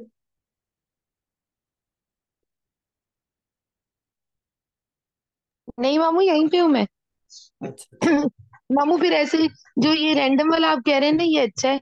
इसमें जो सवाल होता है ना, फिर वो मतलब जल्दी उसका जवाब मिल जाता है, हाँ, मतलब ऐसे पूछ कर लेते लिया हैं करते उसी हैं आप। टाइम पे। हाँ, आप ग्रुप में अगर कोई मैसेज करना, नन्नी को बता दिया करना, या कि इस टॉपिक पे हम जरा बात करना चाह रहे हैं, कुछ सवालों जवाब हो जाएंगे बाकी तो। ठीक है। ठीक है। तो इस दफा अब हम यही सीखेंगे निजात यहूदियों में से। सही है। तो है ना? और इसलिए और भैन रविंदर ते ਭੈਣ ਅਮਨਦੀਪ ਨੂੰ ਸਮਝ ਆਉਂਦੀ ਹੈ ਜਦੋਂ ਅਸੀਂ ਉਰਦੂ ਚ ਗੱਲਬਾਤ ਕਰਦੇ ਹਾਂ? ਹਾਂਜੀ ਹਾਂਜੀ ਭਾਜੀ, ਆ ਜਾਂਦੀ ਸਮਝ। ਹਾਂਜੀ ਭਾਜੀ, ਹਾਂਜੀ ਆਉਂਦੀ ਸਮਝ। ਚਲੋ ਠੀਕ ਹੈ, ਮੈਂ ਫਿਰ ਨਾ ਪ੍ਰਾਰਥਨਾ ਕਰਨ ਲੱਗਾ, ਤੇ ਉਸ ਤੋਂ ਬਾਅਦ ਤੁਸੀਂ ਫਿਰ ਗੱਲਬਾਤ ਅਗਰ ਕਰਨੀ ਹੋ ਤੇ ਕੰਟੀਨਿਊ ਕਰ ਲੈ। ਤੇ ਹੋਰ ਕਿਸੇ ਦੀ ਕੋਈ ਪ੍ਰੇਅਰ ਰਿਕੁਐਸਟ ਹੈ ਤਾਂ ਦੱਸ। ਹਾਂਜੀ ਭਾਜੀ, ਮੇਰੀ ਬੇਟੀ ਲਈ ਕਰਿਓ, ਉਹਦੀ ਜੌਬ ਨਹੀਂ ਸਹੀ ਤਰ੍ਹਾਂ ਲੱਗ ਰਹੀ ਹੈਗੀ, ਤੇ ਥੋੜਾ ਜਿਹਾ ਨੈਗੇਟਿਵਿਟੀ ਜੀ ਬਹੁਤ ਉਹਦੇ ਤੇ ਆ ਗਈ ਉਹ।